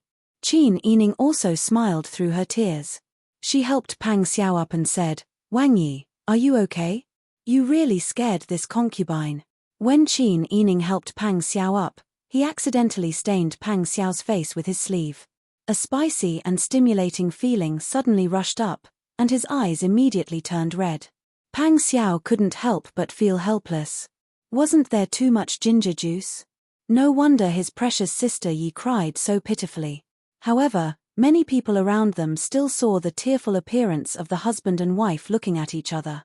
Many people thought of the hero's sad situation and felt sad. Some people even wiped away their tears. Pang Xiao was helped up by Qin Yining. He bowed weakly to Li Chitian. Your Majesty, please forgive this official. This official offended Your Majesty. Your Majesty, please punish this official. Could Li Chitian punish him? If he was punished, he was afraid that he would be drowned by the people's spit. Li Chitian said with a face full of concern, "It's fine, we are brothers. Aren't you treating me as an outsider by saying this? This official doesn't dare." Pang Xiao bowed his head respectfully. Qin Yining used his other sleeve to wipe away his tears and curtsied. Your Majesty, this official's wife has a presumptuous request. Wang Yi's body is weak and his situation is worrying. This official's wife would like to ask Your Majesty to allow Wang Yi to temporarily return to his residence to recuperate. When he gets better, he can enter the palace to report on his work. Is this possible? As soon as Qin Yining finished speaking, Pang Xiao's tall body swayed. Qin Yining almost couldn't support himself. The people in the crowd exclaimed again. If there weren't so many people present, Li Chitian really wanted to strangle this cunning woman to death. She only made this request because she thought that he, as the son of heaven, still needed face. Pang Zhishi wasn't a good person either. She was taking advantage of him because he couldn't fall out with her. However, for the sake of his reputation, Li Chitian could only nod and agree. He also had to add, I will send the imperial physician to the Wang estate to treat Zhishi later. Many thanks for Your Majesty's sympathy. Qin Yining once again curtsied respectfully. She turned and supported Pang Xiao with Huzi and the others to the horse carriage at the corner of the street. The people spontaneously opened up a path for them. Qin Yining helped Pang Xiao into the carriage first. Then, she stepped on the wooden stool and got into the carriage. The moment she put down the curtain, her gaze inadvertently met with Lu Heng's. Lu Heng's gaze was as warm and gentle as before. However, that emotion was only revealed for a moment before he returned to his indifferent appearance. The curtain was completely put down, blocking the view of the people outside the carriage. The Jinghu Wei followed behind the carriage and drove all the way to the Wang estate. As for the people at the back of the crowd, they spontaneously followed behind the carriage and sent Wang Yi back to the Wang estate in a grandiose manner. Only those who were close to the emperor and kneeling on the ground couldn't move. They could only lower their heads. Li Chitian got onto the carriage with a smile on his face and ordered, "Return to the palace." Your Majesty sets off. Long live the emperor, long live the emperor, long live the emperor. The people knelt on the ground and respectfully sent them off. Li Chitian's imperial carriage came to personally welcome Pang Xiao, but in the end, it didn't receive her. It was a waste of time and caused people to talk about her behind her back for so long. Li Chitian, who was sitting on the carriage, was so angry that his body trembled. The people who followed Pang Xiao's carriage back to the Wang estate couldn't help but sigh when they saw the ruined courtyard walls and gates of the Wang estate. This was the Wang estate. It was poles apart from the splendid image of the Wang estate in their heart. Wang Yi was fighting a war outside, living in the open, and risking his life. When he returned to the capital, his residence was only a little bigger, but it wasn't much better than the people's homes. After watching Wang Yi enter the Wang estate, Ji Yun followed Qin Yining's instructions and went to the gate to thank the people and ask them to disperse. When the gate to the Wang estate was completely closed, sighs could be heard from the crowd. Because they had just seen the emperor, no matter how far they were or whether they saw Li Chitian's appearance clearly, everyone tacitly didn't dare to talk about it. It was just that everyone more or less felt injustice for Pang Xiao in their hearts. A great hero had his entire family killed and fallen to such a state. At first, Your Majesty only arranged for a eunuch to deliver the decree. Perhaps because of public opinion, he had no choice but to personally come out to welcome her. Your Majesty treated a meritorious official too unfairly. Some people thought of the original Marquis Dingwa Ji Zayu, the current Marquis Dingwa. I heard that Prince Consort Ji only has a noble title now and doesn't have an official position. When these words were said, it caused many people to sigh. In the Wang estate, Xie Yu, Shu Weiji, Huzi, and Jinghu Wei had already been arranged by Ji Yun to rest in the outer courtyard. Qin Yining and Pang Xiao went to the main building of the second courtyard. Everyone didn't speak along the way. When they entered the room, Bing Tang brought people to serve tea and snacks and then stood guard outside the door. Pang Xiao looked at the clean and tidy furnishings in the room. Compared to the dilapidated scene they saw when they returned to the Wang estate, it was like the difference between heaven and earth. He relaxed and lay on the warm Kang bed by the window. "Ah, we're finally home. Hehe, my wife is so smart." He stretched out his large hand and pulled Qin Yining into his embrace. Qin Yining leaned against Pang Xiao's chest and said with a smile, "If I didn't appear quickly, he would be so angry. If he brought you into the palace, I'm afraid he would think of ways to punish you. I won't let you fall into his hands alone." She had been locked up in the palace, isolated and without help. That kind of feeling was simply helpless. If Pang Xiao was captured by Li Qitian in the wrong place, wouldn't she, who was outside the palace, be unable to do anything? Pang Xiao patted her thin shoulder with his large hand and said jokingly, "Don't tell me I can't go to court. You can claim to be sick." Qin Yining sat up straight, and a strand of her long hair fell over her shoulder. "What a good opportunity. Everyone saw that you were sick. You can claim to be sick and not go to court. Even if you go in the future, the limelight will have passed. Moreover, there are so many people in court. He won't have the chance to play dirty tricks on you." "What if he accuses me?" Pang Xiao asked with a smile. Qin Yining's beautiful eyes turned craftily. "Actually, some things happened after I returned to the capital. When I entered the city that day, I happened to meet the 9th young master of Duke Chang's Fu. Before Qin Yining could finish speaking, the sound of Bing Tang came from outside. "Wang Fei, Chief Liu is here." Qin Yining stilled and hurriedly pressed Pang Xiao to lie down. She used ginger juice to smoke her eyes, and her tears flowed down again. "Quickly invite Chief Liu in," Qin Yining said to the outside with her nose wrinkled. Pang Xiao frowned in disapproval. "Use less next time. It's so spicy." Qin Yining took the time to stick out her tongue at Pang Xiao and make a face. Pang Xiao was so amused that he almost burst out laughing. But when he heard the footsteps outside approaching, he had to use all his strength to suppress it. In his heart, he had already pressed his cute sister Yi into his arms and kissed her tens of thousands of times. You're tuning in to the Dreamy Chapters YouTube channel. We're so grateful for your support, and don't forget to subscribe to join us on this incredible journey through captivating stories.